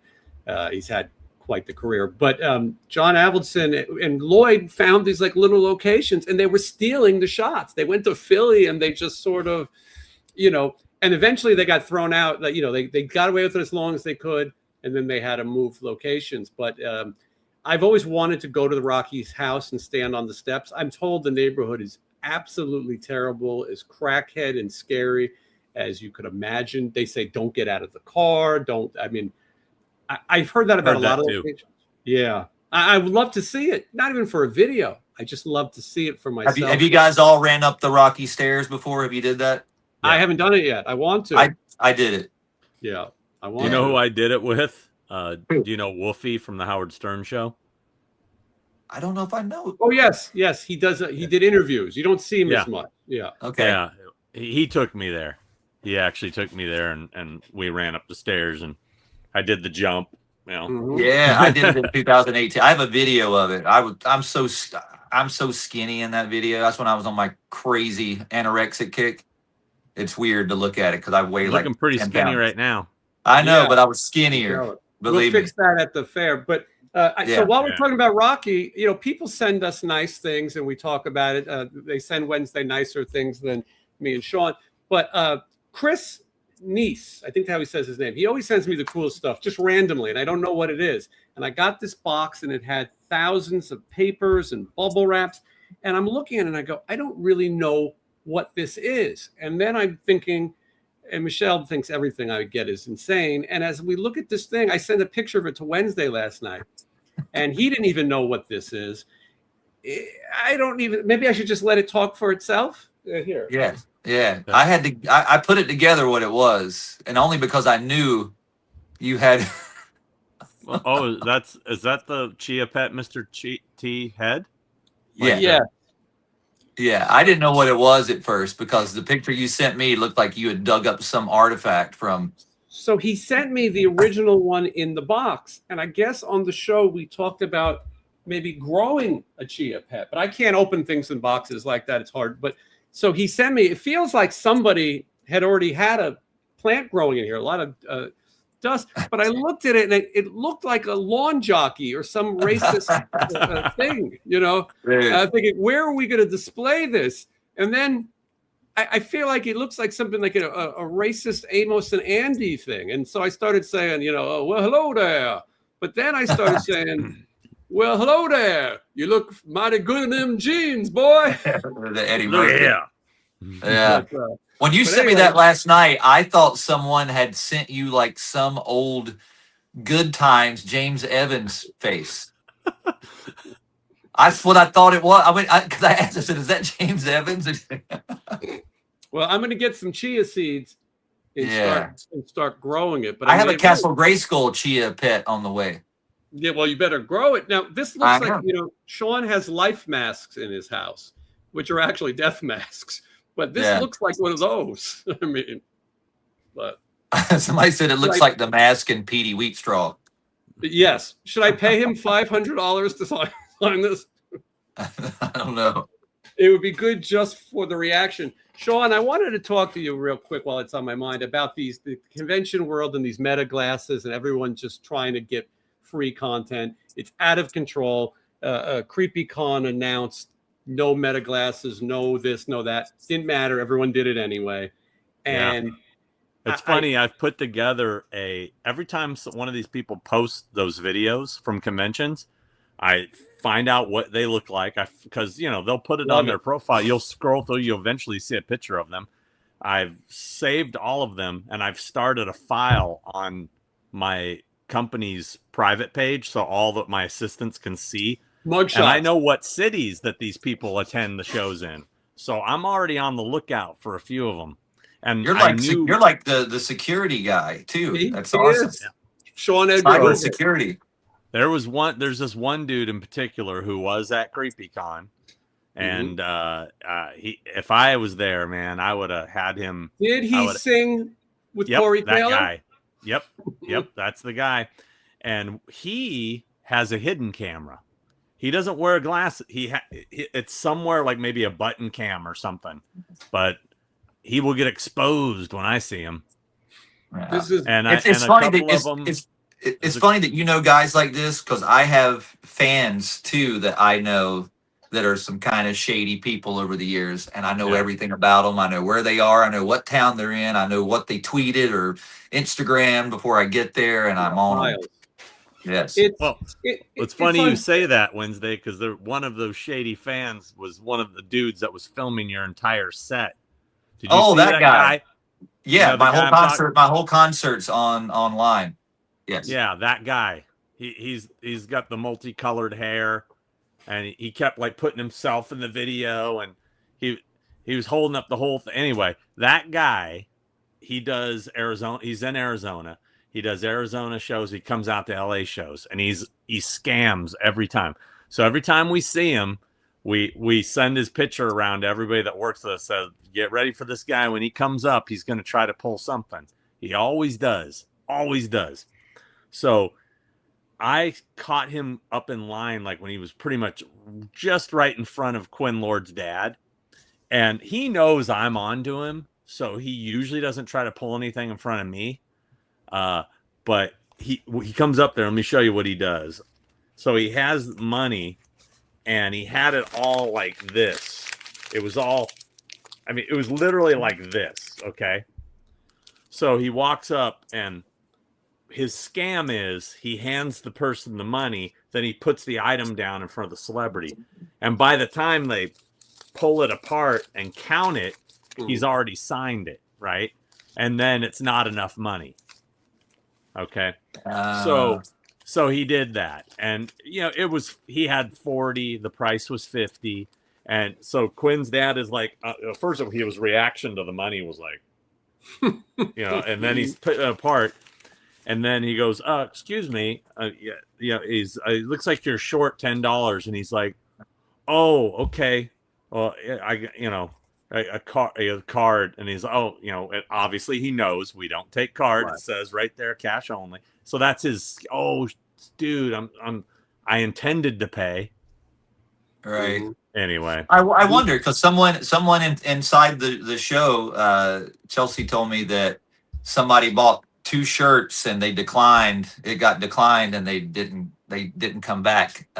So who knows? It could have been that dude. It's a shame. Look, anytime there's money, anytime there's business, you're going to have scams. I want to point out that the filming thing, what some people might go, oh, why can't you film? The thing is because everyone is now going up and doing an interview. So you got people online who are paying, and then you got someone who's just looking for YouTube content. Me and Sean are YouTubers. We're monetized, but we wouldn't hold up someone's line. We wouldn't expect someone to do an interview. And there is a thing of consent. Ask. Yeah. Most people, if you wanted to take a picture of them signing your item, or you wanted to video them recording it, ask the agent or ask the guest, and you'll see what happens. A lot of people would say fine, but it's not a place to do interviews. And what I'm noticing is most celebrities now have a video price. I'm seeing it a lot. You want video? That's going to cost this. And you know what? If you're a fan and you want to have an interaction, pay the video price. I've paid people. The guy who marries them at the end of Vegas Vacation, I paid him something to do a little talk. Fine. But everyone else is looking for something for free, and everyone's making the same video. That's not a bad idea. I didn't think about that. You could actually charge for a video. That's pretty cool. And somebody on here said people have prescription Meta glasses now. It's not all creeps. I'm sorry. Anybody that gets a prescription Meta glass is a creep. And I'm not buying that it's prescription, because you've had your prescription all your life. You have prescription glasses that aren't Meta glasses. This is new technology. So guess what? Leave the videotaping glasses at home. Yes, I've seen this. I've been reading this argument and hearing people make it. They're fighting with the promoter. I have prescription glasses and I can prove it. Now, I have Meta glasses. And I have a prescription because Michelle bought them for me as a Christmas present and thought it'd be nicer to have my prescription. If I was going to a convention, I would wear my regular glasses. Also, the prescription, the glasses light up. You can't hide it. We didn't get it to steal content. We thought it would be good for some POV content as you're walking through a place. If I'm on a cruise, if I'm on the road and I was doing my job, it was good to have the glasses. That was it. But would I go up to somebody and go, hey, could you sign this? By the way, when you were 12, tell me about your first, it's like, it's not an interview, and it's taking advantage. Can you imagine if Roddy Piper was still here and someone came up with Meta glasses and started interviewing him, and he goes, take those glasses off or start eating that trash can. Yeah, it would. And a 20-minute fight breaks out and he beats up a guy with Meta glasses. It'd be amazing. I just think people are looking for a fast way to make money, easy way to make money. And, well, yeah, I mean, like the guy you pointed out that he's doing, that's his shtick now. Like he came up to Fiona Dourif and said, tell him about his band. Oh, you want to hear one of my songs? And he gets the reaction of him because he screams, and that's his thing, and he's putting it up, and he's trying to get, it's gotcha moments, and he's trying to capitalize off of it. And eventually here it's going to get to the point, I think you actually could, if you went to like Instagram or YouTube and put a complaint, you could get it taken down, especially if there's posted signage in the video. That's why I'm trying to put the signs as close to the client as possible. He tried. It's crazy that you have to think about all this shit just to put on a convention with people. Like, it's so many things that the world is weird. There's that, and Sean also has to convince these people to do appearances. I've done it as well. You have to talk to someone who's never done a convention, and maybe they're a little shy about the idea that I'm charging for autographs. It's not as bad now as it was. Sean talks about The Wrestler. George Lynch used that on me. I don't want to look like the guy in The Wrestler sitting there with no line, or The Lonely Virgil. But it's a different world, and people want to pay. I have no problem paying my favorite celebrity. I don't want to stand outside a hotel. I don't want to wait at a stage door. I want to go in, pay my money. I want to get a nice autograph that I'm going to like, and I don't need to pull a racket. And the worst thing is when a celebrity goes, oh, I see these videos and everyone's documenting me. And then they're coming up and doing paparazzi interviews. Same with these guys in the airports who do those interviews. It's like, oh, Jesus, See, that's what's going to happen too. Is the fans don't understand that it's going to make more celebrities not want to do these things. It's and it's, the bottom line is, if you thought it was okay to do that, then you should be able to walk right up to them with a video camera and do it. You know what I mean? If you don't have to wear some secret hidden device, if you can walk up doing this and hey, so tell me about blah blah blah, and they're okay with it, that's different. But if they don't know that you're doing this, that's not right. That's an invasion of your privacy. I don't care. Yeah, right. And then people go, oh, it's in a public place. No, it isn't. It's a ticketed event that you paid to get into, and there are rules in that event. So you have to follow them. Not trying to be friggin', Debbie Downer here, but it's just the facts, I mean, just like you wouldn't want, if you didn't know you were being filmed and somebody asked you about something and you were being a little, non-PC Honestly. about something, you don't want it out there for the world to see. That's right. It's you think it's a private conversation, Yeah. It's the worst thing. By having any notoriety, you can no longer pick your nose or shift your balls or do anything, because you don't. I always say about doing this, people know who we are because they watch us, but we don't know who they are, and it's an interesting thing. Now, Wednesday's performing at concerts, so it's a little bit different, but just being here on YouTube doesn't mean I want to be filmed sitting in a restaurant, blowing my nose or what it is. I will tell you, there are people that record my shows, every single show, and will put it up, and it's monetized, and they make money off of it for years. They'll put the whole concert, and they'll have it up within the 3 hours of me playing. You could get those demonetized. Pretty Boy Floyd, Christy Crash Majors, shut down anything using Pretty Boy Floyd music that he owned the rights to. I've had to shut a few things down. I'll tell you a funny story. We were in Florida, and I was talking to Chips Enough, and Chips Enough is a little bit of a jackass. And the conversation was odd, and this person I thought was filming me. I thought he filmed the conversation, and the things I said I didn't want on video. And so I went and got Big John, who's the security guard for Bret Michaels, Rock of Love, and I made him confiscate the guy's camera and check to see if he videoed, and he did not. But it was bad enough where it's like, and I've realized that now I can't even have a normal conversation. I would love to tell you somebody that I think is an asshole, but if you're wearing Meta glasses, then I'm the asshole for being honest. And it's the hardest thing about doing these shows. We want to be real. We want you to enjoy that we've been ourselves.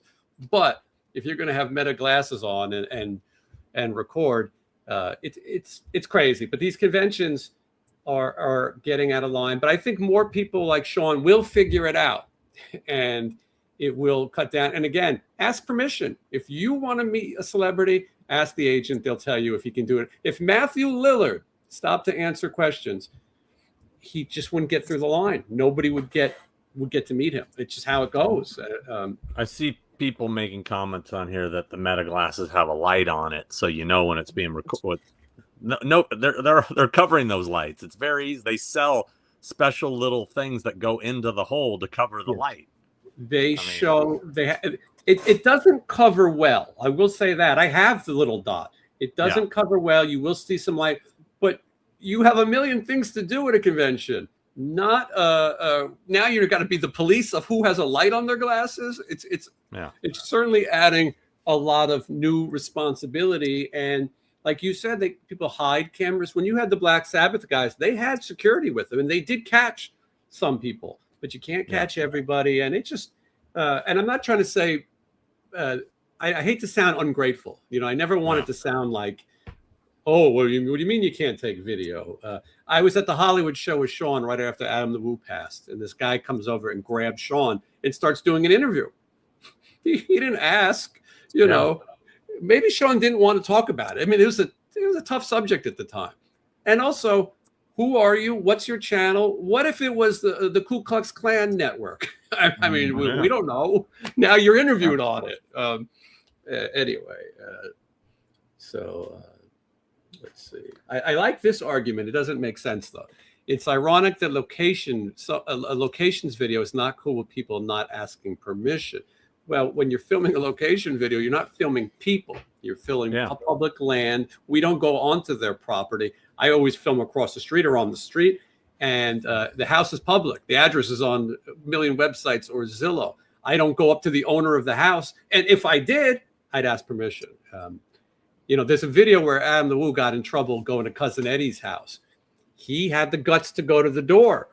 Sometimes when that happens, people could freak out on you. It happens,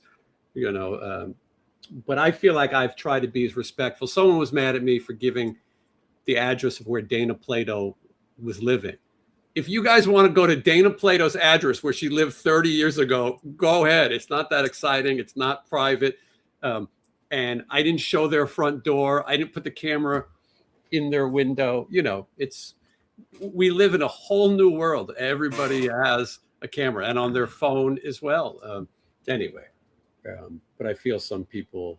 Yeah, I guess I don't even pay attention to these meta glasses things yet. That's kind of new to me. I didn't notice anybody wearing glasses. I didn't think about it. I don't know. I noticed a couple that I thought were, and I got close enough to look at them and saw that they weren't.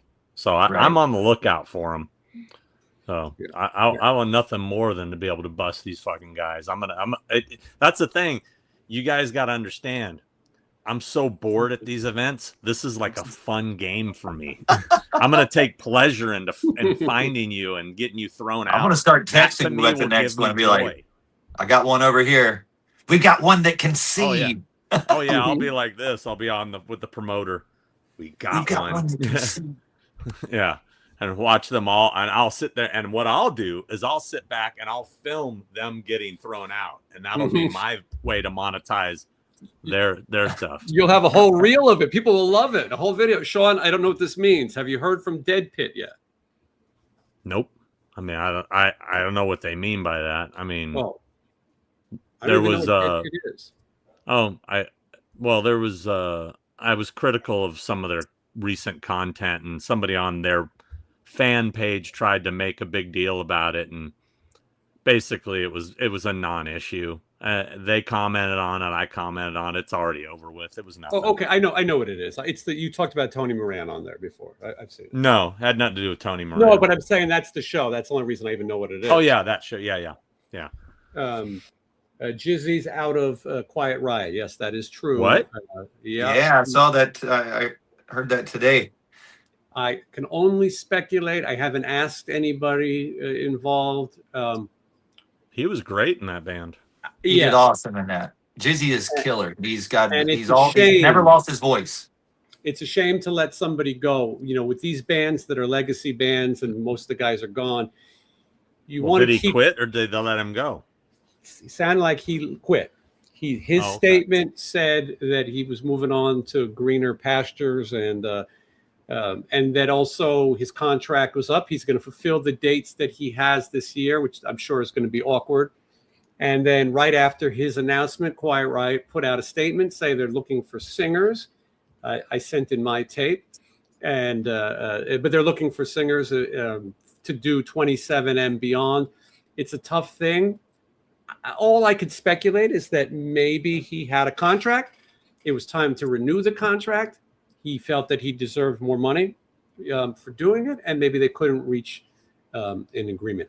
This is just me speculating. I mean, I could ask people, but I for now, I'll let them have their moment. When these kind of things happen, everyone's phone starts to blow up with, so what happened? And everyone starts speculating because today John Karabi says he's out of Dead Daisies, and everyone's, is he going to sing for Quiet Riot and blah, blah, blah. So it's just a bunch of people guessing. But what about Dead Daisies were still together? What about Jizzy Pearl singing for Dead Daisies?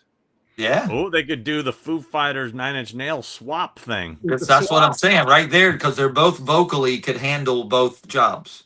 The story behind Dead Daisies is that it's a rich guy. And we've got a lot of money, and he pays that band very well, better than probably Quiet Riot. And I don't know. much I know he does because Dean Castronovo played with Dead Daisies, and I knew the whole story with that. Like, it's Mhm. crazy. But the way that band has to work sounds rough. I mean, they're doing radio interviews in the morning, acoustic shows, meet and greets, shows, fly to the next one. It's like, it sounds rough, for especially for seasoned people that are a little older. You know what I mean? Like, it's just a lot of work. I think that it sounds like it's a hard, even Quiet Riot though might be a hard thing. Frankie's widow is the boss. I don't know. I don't work for her. I talked to her with you guys when we saw them live. I think it would have been good to keep Jizzy until the end. The longer you can keep that lineup, the less people go, what a joke it is. Every time you change a singer, it's a tough. I mean, basically, Rudy at this point is the only thing giving it any legitimacy For the original band. Yeah. And he's not even an original member. Jizzy was great for that. I mean, just because he's a seasoned veteran with on the scene anyway, he fit that range. Jizzy still looks amazing for his age. He looks like a rock star, and he gave it his all. Like, he actually gave a fuck. You can tell. Yeah. He took it very serious. Yeah, it would be very difficult to find someone who took it as serious as him. I've seen the guy warm up before shows, and I'm looking at his age to make sure I'm right.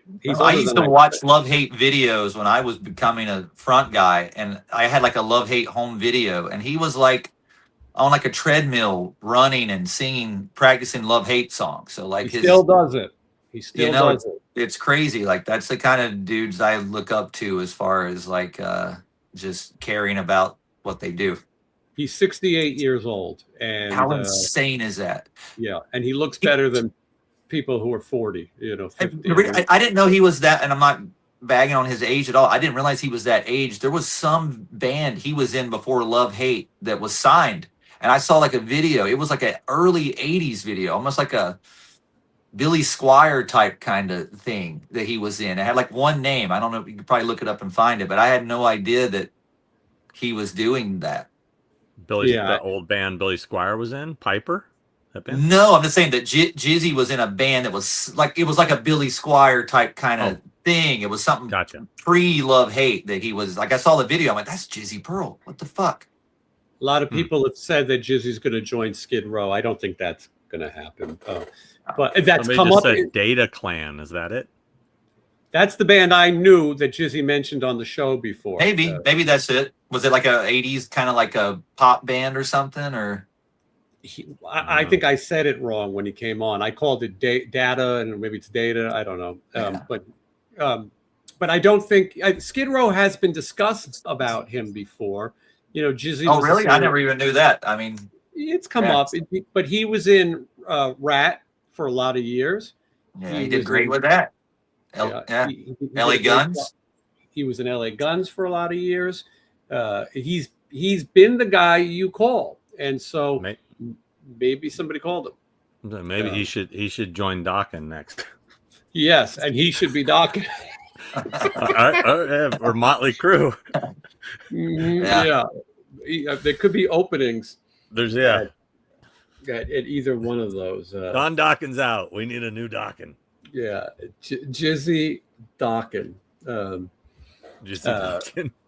Yeah, Jizzy Neal. You remember seeing Love Hate on the remember when they tried to bring roller derby back in like 88 or 89, and they had bands play in the center of the ring. That Love Hate played like I think they lip synced to like Blackout in the Red Room and maybe Rock Queen. I think the first time I ever seen them. I think.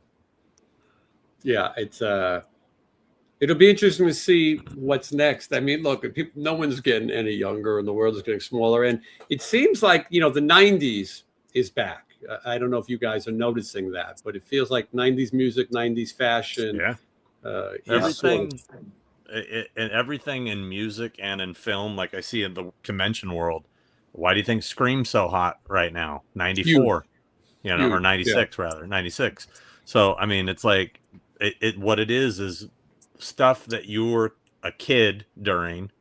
Once you get older, you get nostalgic for. Then you have money to spend on these things.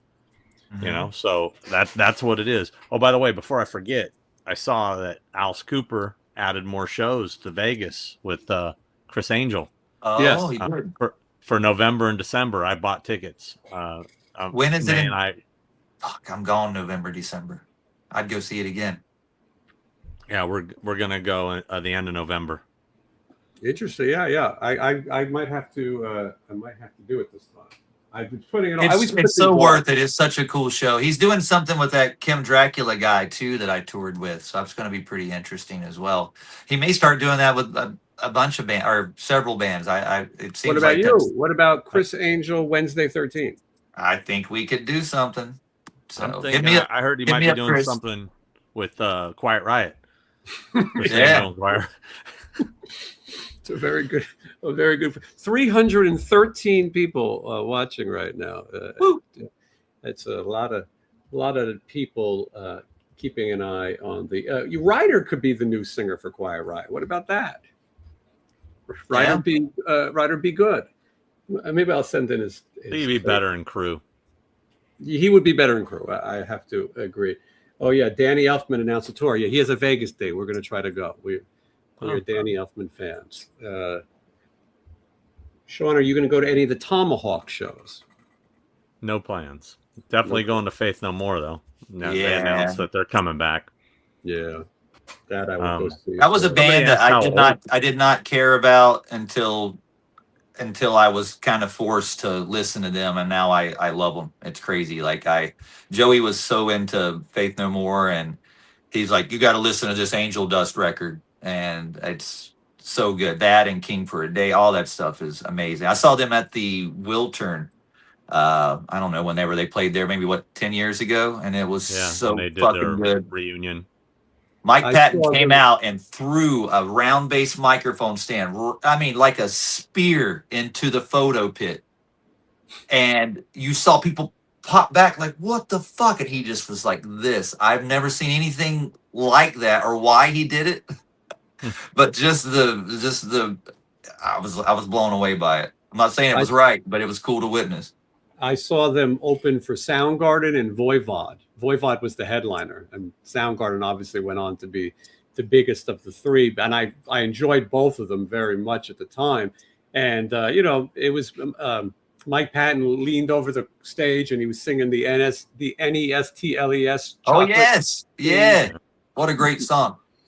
And then a year later, Circus of Power was going to play and Faith No More was going to open, but Faith No More got so popular they had to flip the bill, and the Circus of Power went on before Faith No More. But I'd seen them a lot, and they were a special band, definitely cool. It's crazy. Like when I watch old videos, like when Epic came out, I don't know why. I guess because I don't like rap, and anything kind of rap just turned me off.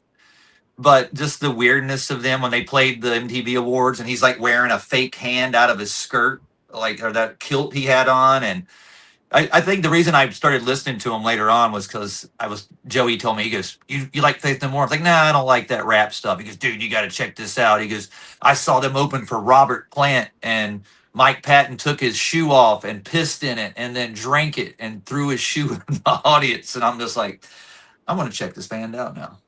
I was probably more into the hair bands at the time also. Yeah. And then I started getting into punk bands. But so I wasn't sure about Faith No More. My first girlfriend loved it. And then as I saw it, I started to appreciate it. And now I'm glad we have in these bands. I wasn't as big a Mr. Bungle fan as everybody else. Well, Mr. Bungle, if you look at what they did, I mean, that's where Slipknot started. I mean, Joey told me that 100%. Yeah. He goes, we took that from Mr. Bungle 100%. That is exactly where they got from. So Faith No More was one of my all-time favorite bands, and Mr. Bungle. But I was into Faith No More before Patton was even in the band. I saw them. Right. I saw them when Chuck Mosley was the singer. Mm-hmm. And then I saw Patton's first show with them in LA at the Whiskey. Then I went to their record release party at the Roxy when they did For a Real Thing. And then I saw Bungle 3 nights in a row on their first tour. And that was when they were pretty much looking exactly like Slipknot. They had the mechanics jumpsuits, and they all wore masks. And But yeah, I'm a huge Faith No More fan. But Phantomas I like, Tomahawk I like, but not that. Phantoma's cover of the Henry song might be the greatest thing they've ever did. It's so Director's good. Cut is a must-have. Yes, The Director's Cut is. I love their version of Rosemary's Baby, and the whole album is amazing. Yeah, it's great. Yeah. And another thing about Mike Patton, if you watch videos of him around Angel Dust, just his on stage presence, the way he holds himself, he was like 10 years ahead of everybody doing that. Like everybody wearing the hats, like all the new metal bands. Mm-hmm. He was doing that. Like that was the look and he effortlessly could sing and hit every note perfect. Like it's crazy how good he is. Yeah, good to see them. Let's keep talking about Mike Patton. We've given Mike Patton a lot of time. Yeah. Let's see what's going on next Wednesday. Now, I wanted to, before we get off the convention thing, actually, I wanted to ask. So you're playing in a ballroom, and I want to ask Sean more than anything. Did you get the full Wednesday 13 experience? I know this is the first time you saw him. When I saw him, there was lights, and it was a full concert, and Wednesday commands the stage. When you know him as the guy who won't eat a hamburger, it's very different than seeing the guy on stage. So, Sean, what was it like? It was great. I mean, he didn't have the full light show that he probably normally would have. I mean, but they had pretty good lighting. They had a good stage. Had a cool back. Almost looked like that stage was made for you with the back. It kind of was the backdrop stuff. It worked really well. My only complaint, and I didn't tell you this, I told Chelsea, is the guitars. The guitars were low. Yeah. I mean, I just think that room's just hard to pick up. Different places you stay in. It's just not made for music, but overall, I think it sounded good. It sounded good, but the guitars needed to be a little louder. That was that was my only complaint. I was like, man, Yeah, it was cool. It was a fun show. It was funny because, like I didn't realize until after the show when we were talking to Chelsea. She's like, "Yeah, I think that was the first time Sean's seen you." I was like, "It is," because Nate walked back. She goes, "Who is this guy?" She knows the guy who won't eat food at the fair. Yeah, that was funny. We walked backstage after when he's like half, undressed and like taking his makeup off and everything. And I think you had your hair in a ponytail. And she didn't recognize you at all. She's like, "Oh shit!" Yeah. No, it's crazy. I turn it on and I turn it off. And the cool thing about that show was that everybody in that place was doing exactly what I said. Like, and I said, "Raise your hands, scream." It was exactly what I do. Fun. That's a crowd that's there to have a good time, and they don't get to go to concerts every night, probably. It was a lot of fun. I got some cool pictures I need to post. I was going to post them, but I saw somebody posted a photo from the back, like from like where the seating started, right? Because there was the crowd, and it was of the Stay Puft Marshmallow Man doing the horns. But he was there the whole time. I'm right next to him. I'm right next to him doing the horns too, and you can see half of me, and I go, "That's proof I was into it." I know. Great. He rocked out. He rocked out with Rusty Griswold and the St. Puft Marshmallow. And Shawnee Smith, she came in and watched too, and so did Quinn Lord's dad. Quinn was asleep, but yeah, it was cool, man. That was a fun weekend. Like when I played, it was our first show in a long time, so I was just a million things going through my head. But once I got on stage, it was all easy, and it was a fun time, and we had a good time. Like I said, we drove down to the show, and I preferred that over flying, believe it or not. So it was a good weekend. Yeah, it sounds like everybody had a good time, and I kind of enjoy that drive. I know, right? The drive down was better than a drive back because I was fucking exhausted. But the drive down was cool, and I had a good time. My guitar player Jack drove halfway, then I drove halfway, and we haven't hung out in a long time, so we literally just talked the whole time. And by the time we were done, it was like, "Shit, we're here." Okay, awesome. Did you stop? Did you stop in that little abandoned town that's like all graffitied? Yes.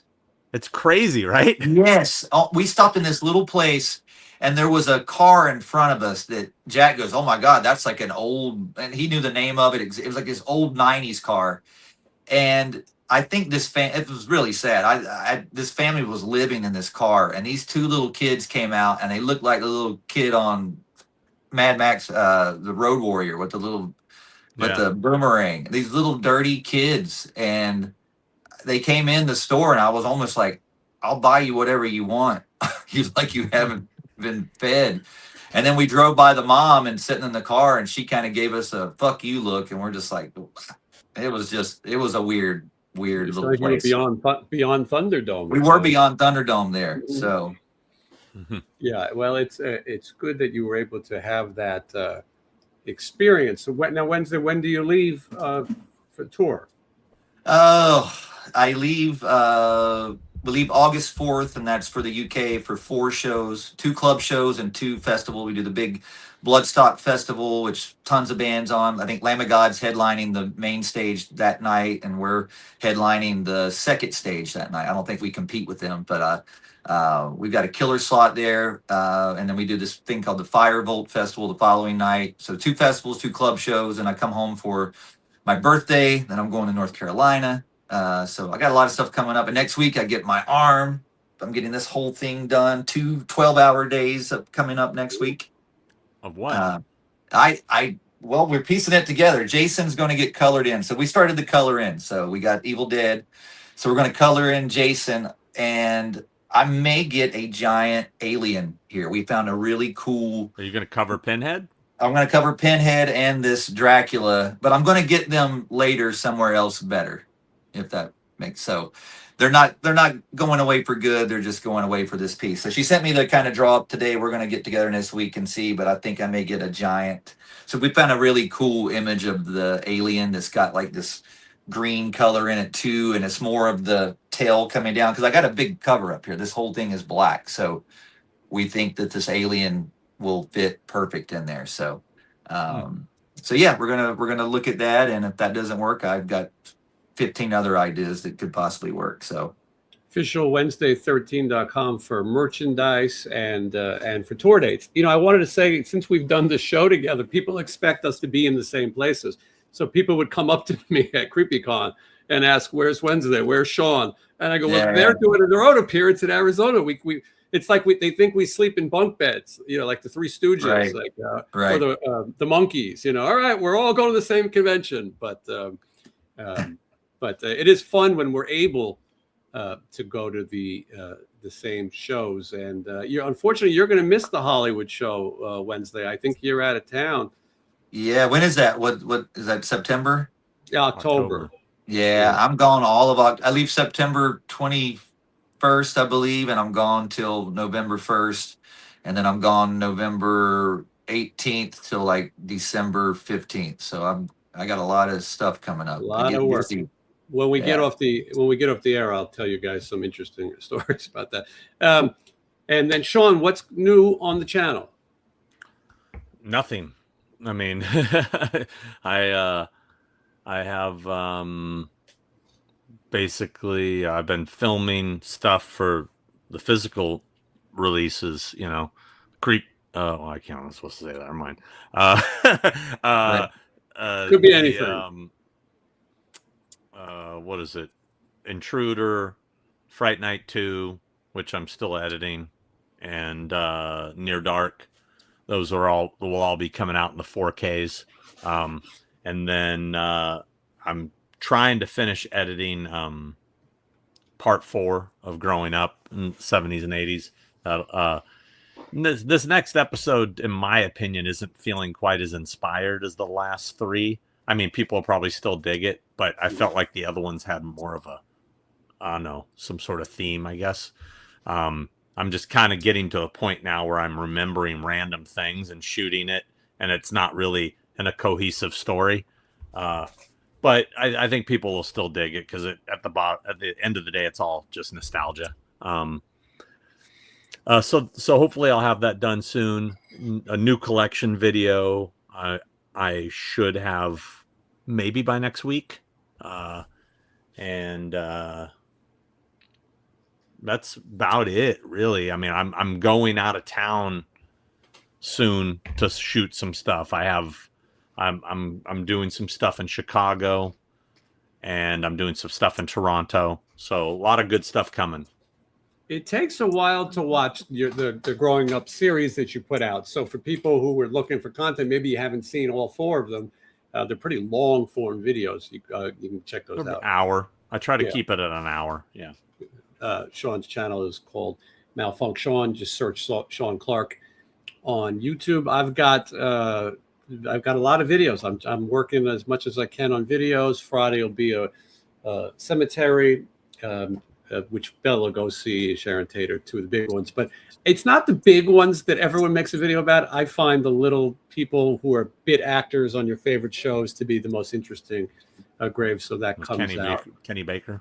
Something like that. Well, that would be a that Some would be a little. people. By the way, I showed Sean. I got some new company for Reverend Kane. I got 2 new additions. I got 2 new well, you showed them to me. Yeah. I got 2 new Oh guys. my goodness! So they Unfortunately, made it doesn't Bug. say much. Yeah, there's his little bald head. It doesn't say much.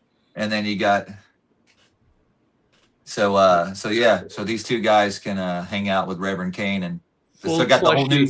the whole newscast here. The same company, that Toink. Yeah. So these are awesome. And Lids brought me these. I think she's in the comments. And Yes, he is. 2 of my cool toys I got this weekend. The Full Rev fleshy. hasn't made an appearance in a while. We haven't seen him. We'll have to bring him Yeah. back. Yeah, next week he'll be back. He's Next he's week, over if you there. guys- next week, if you guys are both up for it, we're gonna have find out who has the more sophisticated palette. We're gonna say, Sean. There is a new video coming soon. It's a fair video. So, Mhm. That's Oh, true. so there will be a new fair video. That is Yeah. something Coming to look soon. forward to. Yeah, so Wednesday, there you will gotta be go that big. one. I forgot about that one. Wednesday, you got got to to. go big this year. I mean, you I gotta try to do weird things, but this time you got to really go for it. We'll see. We'll see. You know who says go for it? Apollo Creed would tell you. Yeah. There Come is on, no Stallion. tomorrow. Come on, Stallion. Well, that will be a fun video. All right. We spent 2 hours You know and what? 11 I minutes. noticed that Apollo Creed, he kind of looks like Burt Reynolds in Cannonball Run a little bit. It's kind of got that. You think it's blackface? No, I'm just saying, like his outfit. He's kind of like You the got Cannonball Run. The red maybe, jackets. maybe the Mhm. Stroker, maybe more Stroker Ace. Well, I no, guess they had this the is- red jackets in Cannonball Run. Him and Yeah. Dom DeLuise. Yeah. They were orange, weren't they? They're red. Okay, maybe I'm blind. This is I guess this has I to thought be they were Rocky red. 3, I thought right? they were I thought it was an orange, like a Right. Hold on. looking it medical up. thing, and then the red jacket was for Stroker Ace, I believe. Look at the articulation on this. The Look at that. knees and Oh, they elbow. are orange. You're right. My bad. Is it? Okay. It's orange. All right. I guess Stroker Ace. Yeah, maybe, okay. I will. You know what? I also got to say, it's not this week. It's next week's video. I saw the biggest grave I've ever seen. The most elaborate grave. It is bigger than any president's grave. I've never Oh, wow. seen a celebrity. Fred Berry. Very close. When I tell you off the air, because we're gonna leave it as a cliffhanger. Okay. Everyone's gonna have to tune in. But I've never seen a grave quite as massive and maybe controversial. Anyway, we will see you again next week. Thank you for watching.